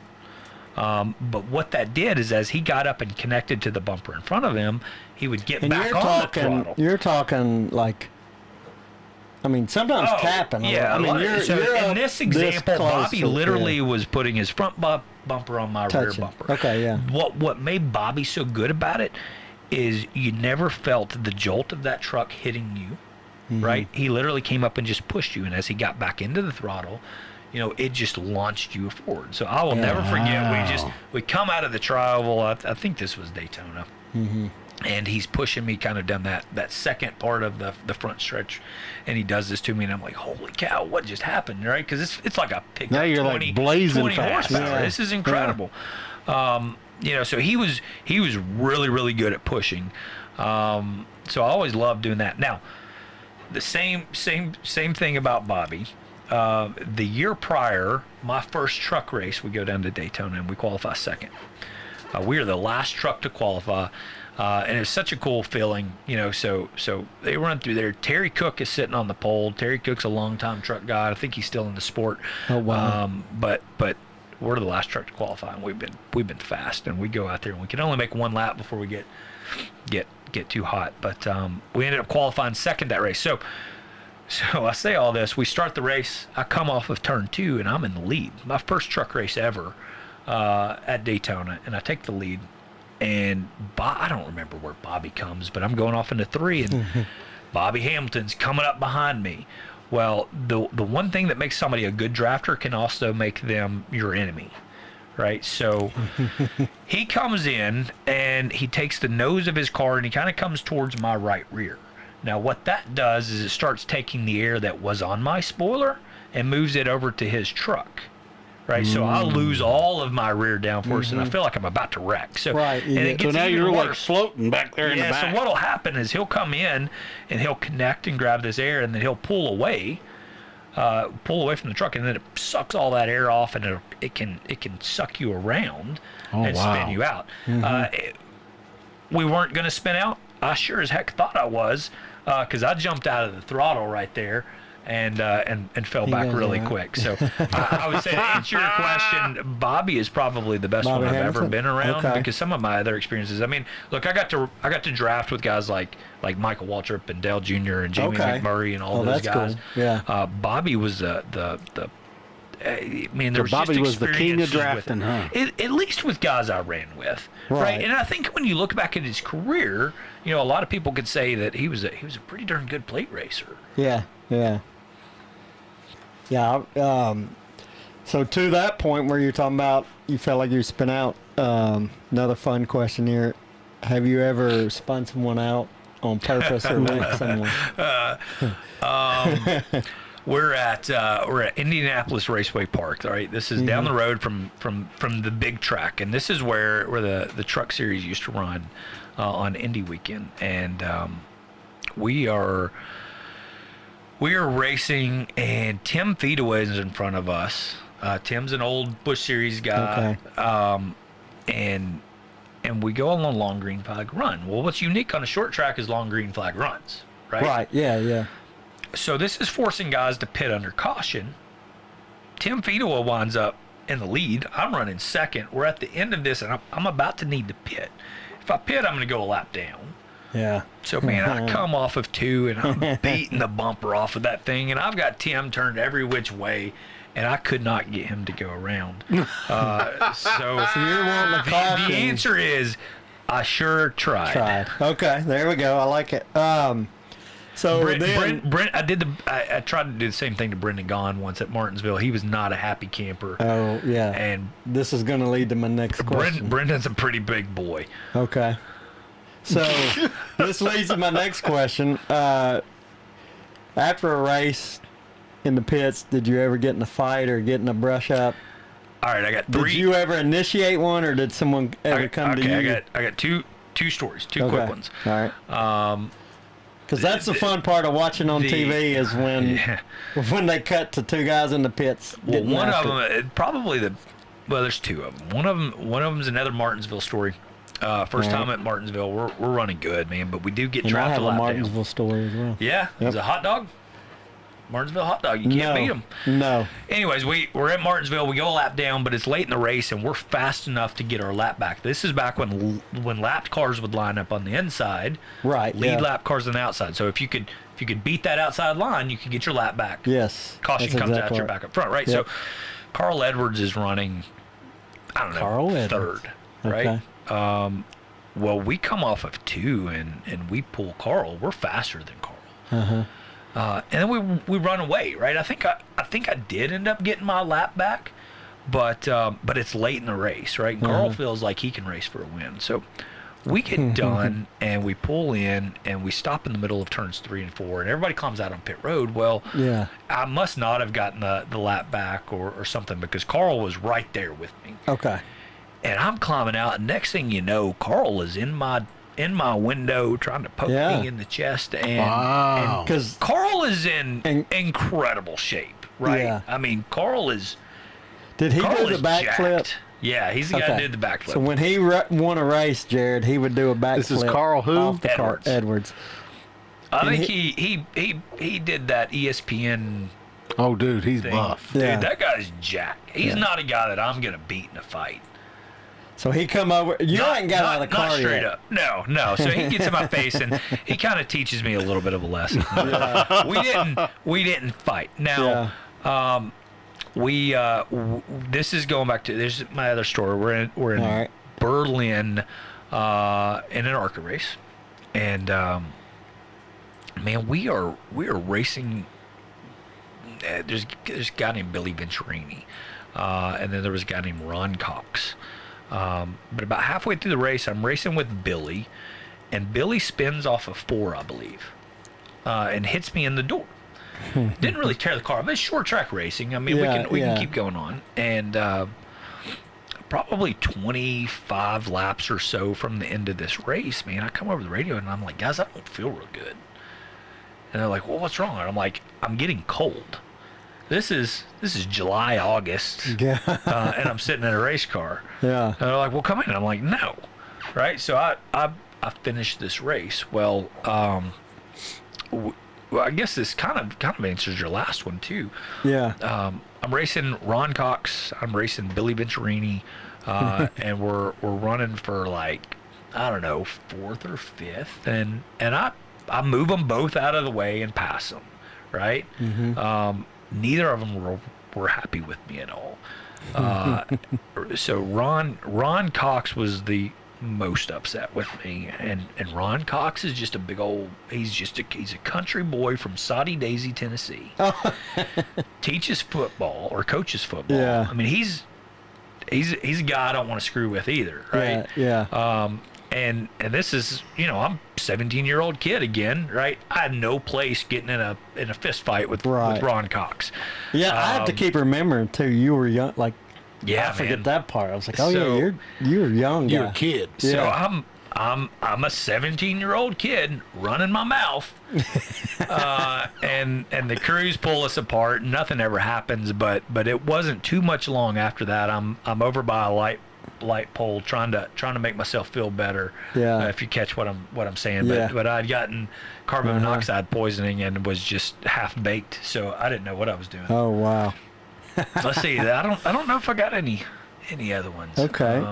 All right. So there's. I'm gonna get to a comment. Yeah. Did you sneak ice into a radiator at a race one time when it was real hot? It wasn't really. No, I mean that was typical. So what we would do, a lot of people don't understand some of those rules, but Yeah. especially before qualifying, you would make those that water as cold as you could. Okay. Because the colder you could do it, the more you could tape up on the grill, which gave you an aerodynamic advantage. So you would cool these things down as much as you could to get as much tape on the grill as you can, so that you can go out there and try to run a faster lap.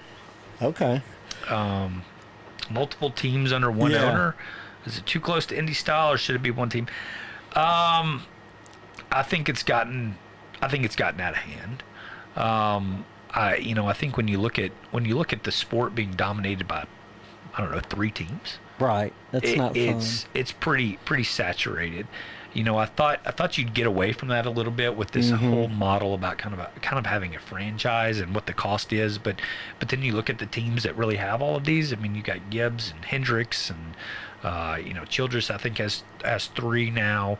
Hendricks probably has the most. I mean, you got half the team under 4 roofs. Yeah. Right. It just that does seem a little tough. I think that also has turned people away. I think there's many we've touched on a bunch. Yeah, I could see that. I mean, because I remember like Talladega, I could be 150 to 200,000 people would show up, right? Oh yeah. I don't think they're pulling them numbers now, right? Or no? Probably not. But let me paint it a different way. Who can afford? Yeah, that's another. Yeah, it's probably I mean, when you're talking $300-400 a night for a hotel room. Yeah, that's true. You take a kid, right? And you got take 2 people, right? You and one other. I mean, you're talking a couple $100 a seat. Yeah. Now you're up to $1,200. Who's the target demographic for these things, and can they afford to go to these races? Look, that's true. I feel blessed. That would be a strain to do a couple times in the midst of family vacations and kid events and all of that. And I'll tell you, even back then when they were times were different. You could say they were cheaper, but yet everybody made a little less money. My dad, my uncle, Eric, that's watching and chimed in. We all went to Talladega. We stayed in Birmingham the night before. Drove down to Talladega. It was still like another hour. It's a good drive. Yeah. Went to the race. We brought grills where we parked. Waited till went to the race. Then you come back out after the race because there's almost 200,000 people there. It would take forever to get out. So I bet we stayed in the parking lot or in the grass. It's not a parking lot, in the field for probably 3 hours. We grilled. And then we drove all the way back home on a Sunday. Grilled and ate, and then how old we were hung out. Me and Eric were probably, I'm going to say 12, 13-ish. Okay. And this may lead into your story. Yeah. So the waiting afterwards, that was a thing you would do as people would file out. But it also pretty crazy for 12 and 13-year-old to go there. And there was pretty wild, huh? Yes. So there was a van not too far from us, had its back doors open with a crowd. Oh, what's that? My uncle went over, come back. My dad went over, come back. We want to go. No, kids, y'all can't go see what's over there. So, don't know what was over there, but it was not age appropriate. Nah, good. Yeah, but there was a crowd around the van. So yeah, it can be wild. I can't say mine is that. Mine was eventful. Don't get me wrong. Yeah. Man, this is early '90s, so I'm probably 10 years old. Dad had just bought this Ford Taurus SHO. Okay. And we go down there. It's me, my mom, my dad, and then my Uncle Mark and my Aunt Kim. Mm-hmm. And we go and we're sitting at the top of the stands. I can't remember exactly where. And it's just one of those hot days. I get windburnt. But I told you earlier I was a Kyle Petty fan. If you look through those pictures, back in the 90s, Kyle had long hair and a perm. Yeah. Kyle wrecks on the back straightaway. My uncle is sitting there. You'd have to know my Uncle Mark. But he looks at me and he goes, "You know what they just said on the radio?" I said, "No, what?" He goes, "His hair got in his eyes." That's why he wrecked. I mean, he's just yanking my chain, right? Yeah, because yeah. I'm all disappointed. This is my guy. He just wrecked Right. out, right? I have no reason to want to be at this race anymore. Look at his hair. We Yeah. yeah. So we race finishes. I think Rusty. This may be the race. I think it was Rusty. Maybe flipped over the start finish line there at the Okay. end or something. I can't remember for sure. But we leave this race and we're walking through the parking lot, and I swear people are selling parts off of race cars, wrecked race cars in the parking lot as Oh, we're wow. walking out. So did you buy you a part of the race car? I had that stand up. I probably still have that stand up in the garage somewhere. If you do, we got I to gotta find that. We'll put it up. We'll put it up behind us, Yeah, the silver bullet. That's right. That would be So I mentioned this Ford Taurus, right? So this Taurus is probably the first or second year that they'd had this car. And we Yeah. pile up in this thing, and we're on our way back, and the transmission goes out on it. Which, come to find out, it's kind of notorious for this car years later. And so we limp into this hotel. It's dark. Dad puts us into this little motel, and it's me, my mom, and my aunt Kim. And next thing I know, they're gone, right? Next thing I remember, they show up in this hotel parking lot, and they've loaded this Ford Taurus onto this open trailer in the parking lot, and we start loading in it. Now, this is a single cab GMC. We have 4 people, Yeah. 5 people in this thing. So do the math. It's not very comfortable. We go four deep in the front. My uncle says, I'm just going to ride in the back. Now, here's the thing. It's pouring down rain. Oh, my goodness. He goes, years later, he told me this not recently. He goes, there's no way I was going to ride in that car strapped to this trailer because I just didn't know what it was going to do. So I figured I'd just ride in the back and get wet. So I don't know where it is, but we roll into the house late. And cup races on a Sunday. Well, Chase has school on Monday, and Mom would not let me skip school. So she drags me out of bed. I'll never forget that one though, and I don't know what the most memorable part is. Either my uncle, making fun of my guy, or him riding in the back in the rain on the way back. Yeah. Oh, that's funny. Good stuff. And then you still had to go to school. Still had to go to school. Still had to school. Gotta do what you It's gotta a good do. story though. Yeah. No, that's great. I'll share my Bobby Hamilton Yeah. story, and then I guess, man, we've been going almost 2 hours. probably need It's to been wrap a it up. great, yeah, this has been fun. Usually we do an hour and a half. I feel like You got a you've special had edition less here. humor here on this one, so I don't sorry to know, let you guys down. that's there's been some good good. I think spots. it's been good. So Bobby Hamilton is when he was on Beckwith Road. I was 16, delivered pizzas for House Calls Pizza. Yeah. Nate with you? No, I don't. No, he never worked at. Did he, or did he deliver for a little? I don't know, but no, he at the time he didn't. This is when I first turned 16. Got this order. I got my pizza. It says 130 Beckwith Road, and the last name it said Ham, Bobby Ham, I think, or Bob Ham or something. Didn't Whatever. think nothing of it. Yeah, 130. Well, I go looking for 130. There's not a 130. And I'm driving up and down. Can't find it. And back then we didn't have cell phones, so I went to a store and called back to the store and was like, there's not a 130.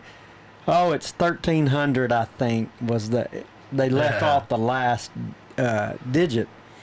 And okay, I was like, man, it's an hour. I said, I'll go.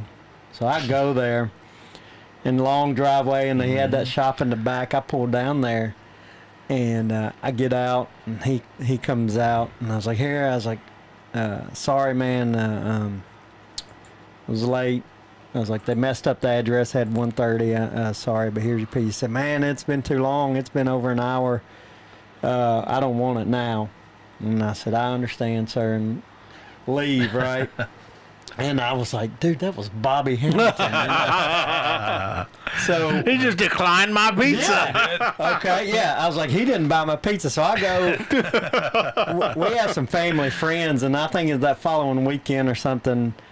I tell my parents and old friend Joe, the family friend Joe Malcolm, and funny old guy.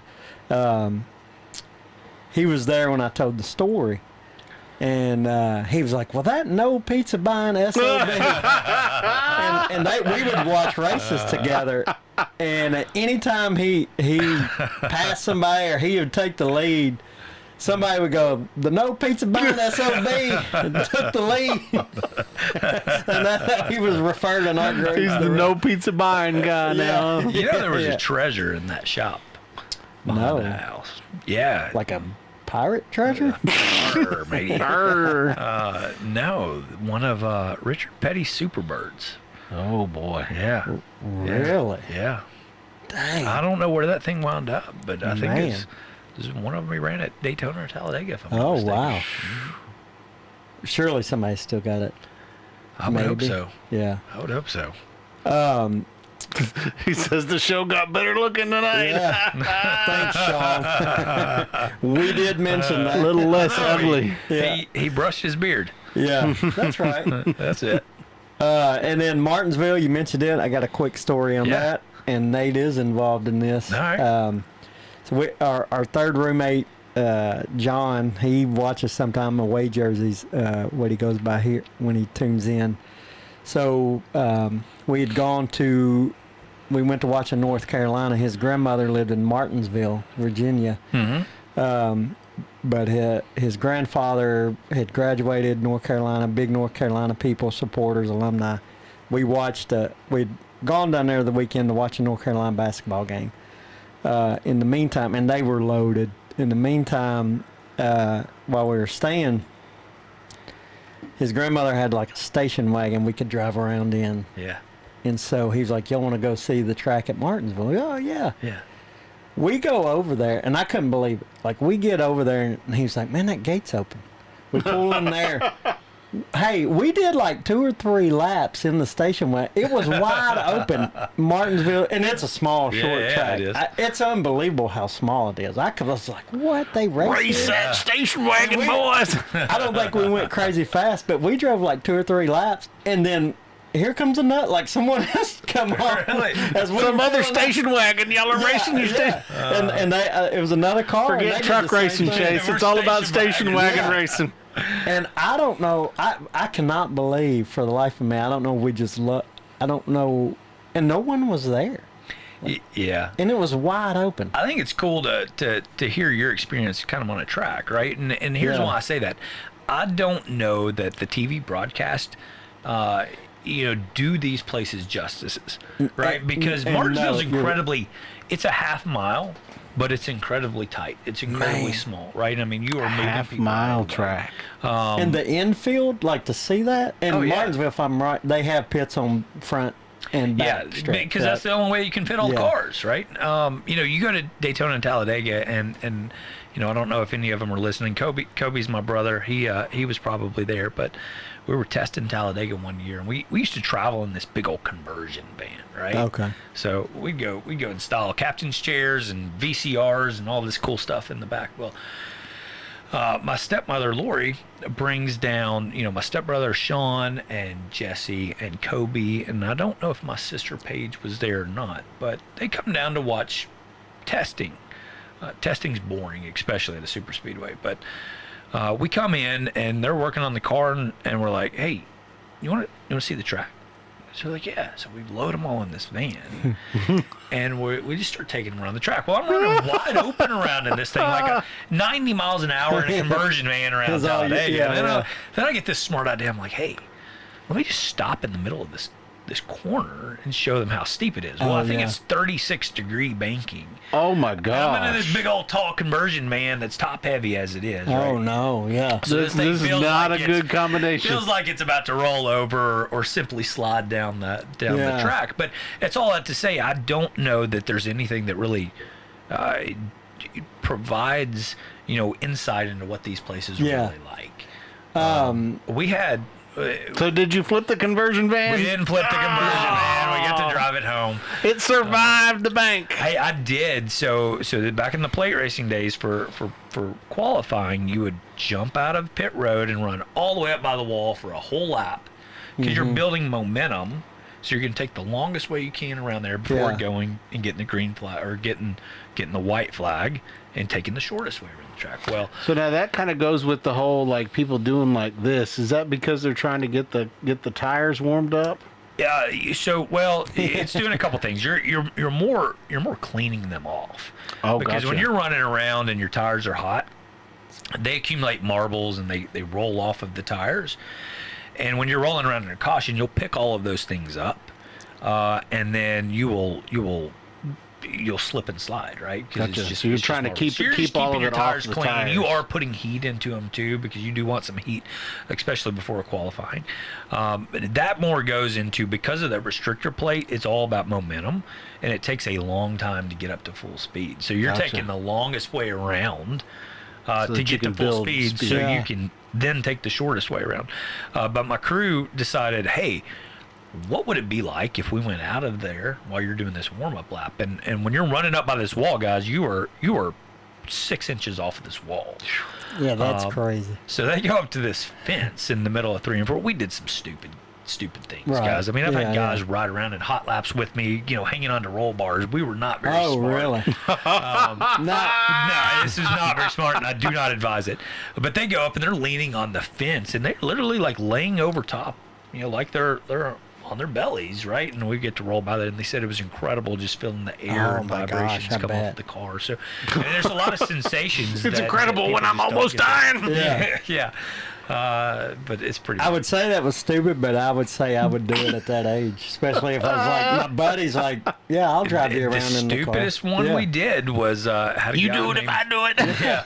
Had a guy named Chuck that was on the team. Chuck Moore. He's a Nashville boy. We were at Winchester Speedway, little half mile run right by the fence, but man, it's fast. And Chuck's like, I want to see what this is like. And I'm like, all right, climb in. Right? So I'm strapped in, helmet on, Hans device on, buckled in, and Chuck's over there just sitting in the floorboard holding on to the Oh my God. And I'm like, let's go. So we come ripping out of pit Time road. to die, Chuck. Time to die. It ain't me that's gonna get hurt. And we fire that thing off into 3, and we're running right by the fence. I don't think we tagged the wall. I mean, it'd be like the Darlington stripe where you just kind of glance off of it. Right. So, Yeah, I don't know that was the smartest thing we could have done, but And Chuck's that got was the something 18-year-old coming out of you? Yeah, somewhere around that age. that's fun. I guarantee you Chuck remembers that fondly, and I'm sure he does. After he peed in his pants. That's highly likely too. That's highly likely too. But guys, I had a blast tonight, and I've enjoyed the time. Yeah, no, we appreciate you coming on. I think it's been a great show. We've had quite good interaction, quite a bit of interaction, good numbers up there in the corner of watching live on. And but appreciate it, Chase. We got a little. You got something good for him, don't you? Yep. Uh-oh. Hey, welcome to the Mike and Jrod show. Look at that. Everybody gets a hat. Man, I love it. Thank you, guys. So I think it's fun. I think they enjoyed it. If they didn't, I know we did. Oh, so much fun. Thank you so much for coming on. Yeah, man, this was a lot of laughs. So, look, I thought I was going to come in here and talk about last weekend's races, and we didn't even touch on it. So, no, hey, but this was way better. Yeah, no, hey, it was fun. We kind of let it just flow where you took it, and good, because me and Jared didn't prepare. Yeah, that's right. Yeah, we barely got to my list of stuff. There's some untouched stuff here. Hey, I just draft off of Mike. That's it. You did it. You did a great job. That's right. Thanks for keeping the buttons away from me.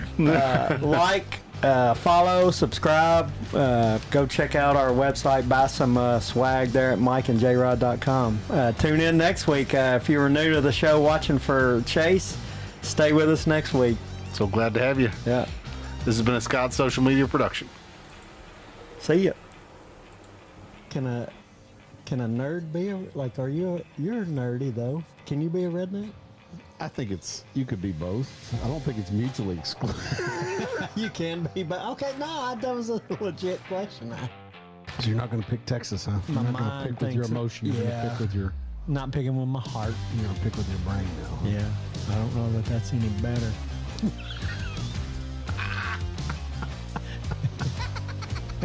You like that, Min? I'll sell everything I own so that we can buy Club La Vila Oh, and man. bring it back.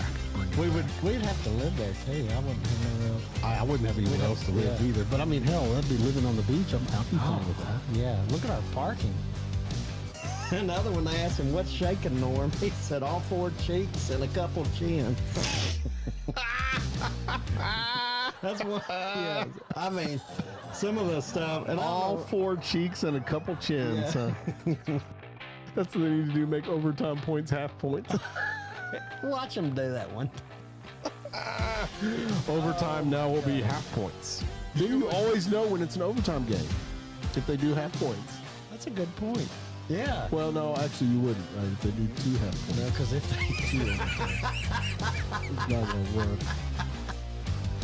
got some names coming in. Romeo's Juliet. I like that one. Yeah. I like Glue Factory. Barry Lurd. Ross, glad to have you, buddy. Yeah. Glad to have you watching the show today. Laird's good. See, that's awesome. That's a good one. I like Barry Lurd. I think I'll go with that one instead of Homer Simpson. Cool. You know Mike Trout? Yep. Mike Trout played for the Angels, Yeah, still does. and they had a statue of a trout. That you could get a little bobblehead trout. Did they really? Yeah. You could get it at the actual Angels game. Oh. You could get a bobblehead trout, and then they also had a Mike Trout. That was an actual person bobblehead. Yeah. Misanthropic. What is a misanthropic? That's Mr. Anthropic's wife. You didn't like that joke? Dude, how awesome was that? Perfect. Like, I mean, it was, and it's like 30 feet away. Yeah, like, it was a long no way putt. I could make that putt, right? So, like, impossible. I'm not saying she didn't do anything amazing because who her dad is, but like if he lined to any one of us up, I bet we make it. You think so? If I was at that game, every Thanksgiving my family would hear it. Hey, y'all know I was at the ice club? This is one cold game. It's the only thing first thing you talk about the family gathering. Hey, everybody, I just want to tell you all that story about how I went to the ice bowl like Everybody walked 1967. Yeah, you told us that story last time, Grandpa. Or like, let's say some rugby players walked into a bar. That's the start of a joke. And hockey players. Sorry. I just wanted to drink. Put your hand up. No, up. And I pat your back. Roosters don't. Roosters can't lay eggs. No, I know, but they're there. So, well, some hens don't need a rooster. That's what but some hens do need a rooster. Well, no, all hens will lay eggs, but to make another chicken, they have to have a rooster. So, similar to the way people make other people. Thanks for the birds and bees talk, Matt. I'll dump on my salad, any vegetables, fruits, I throw out there. Like they love Halloween, like October. Give them candy. No. They No go one eats trick or those black treat. jelly beans.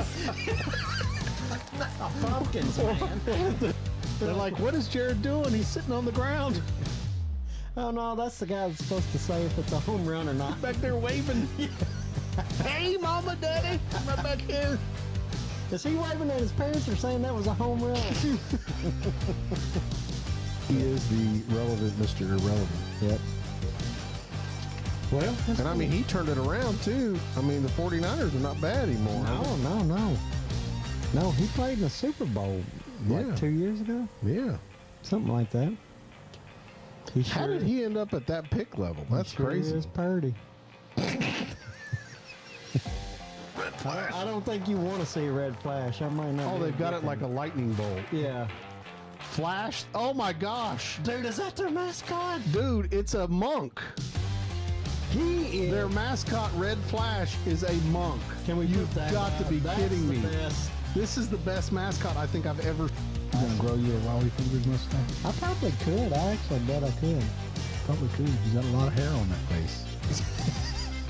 Let's cover up the ugly. That makes two of us. I trimmed mine up, and I'm starting to realize the ugly's all exposed right now.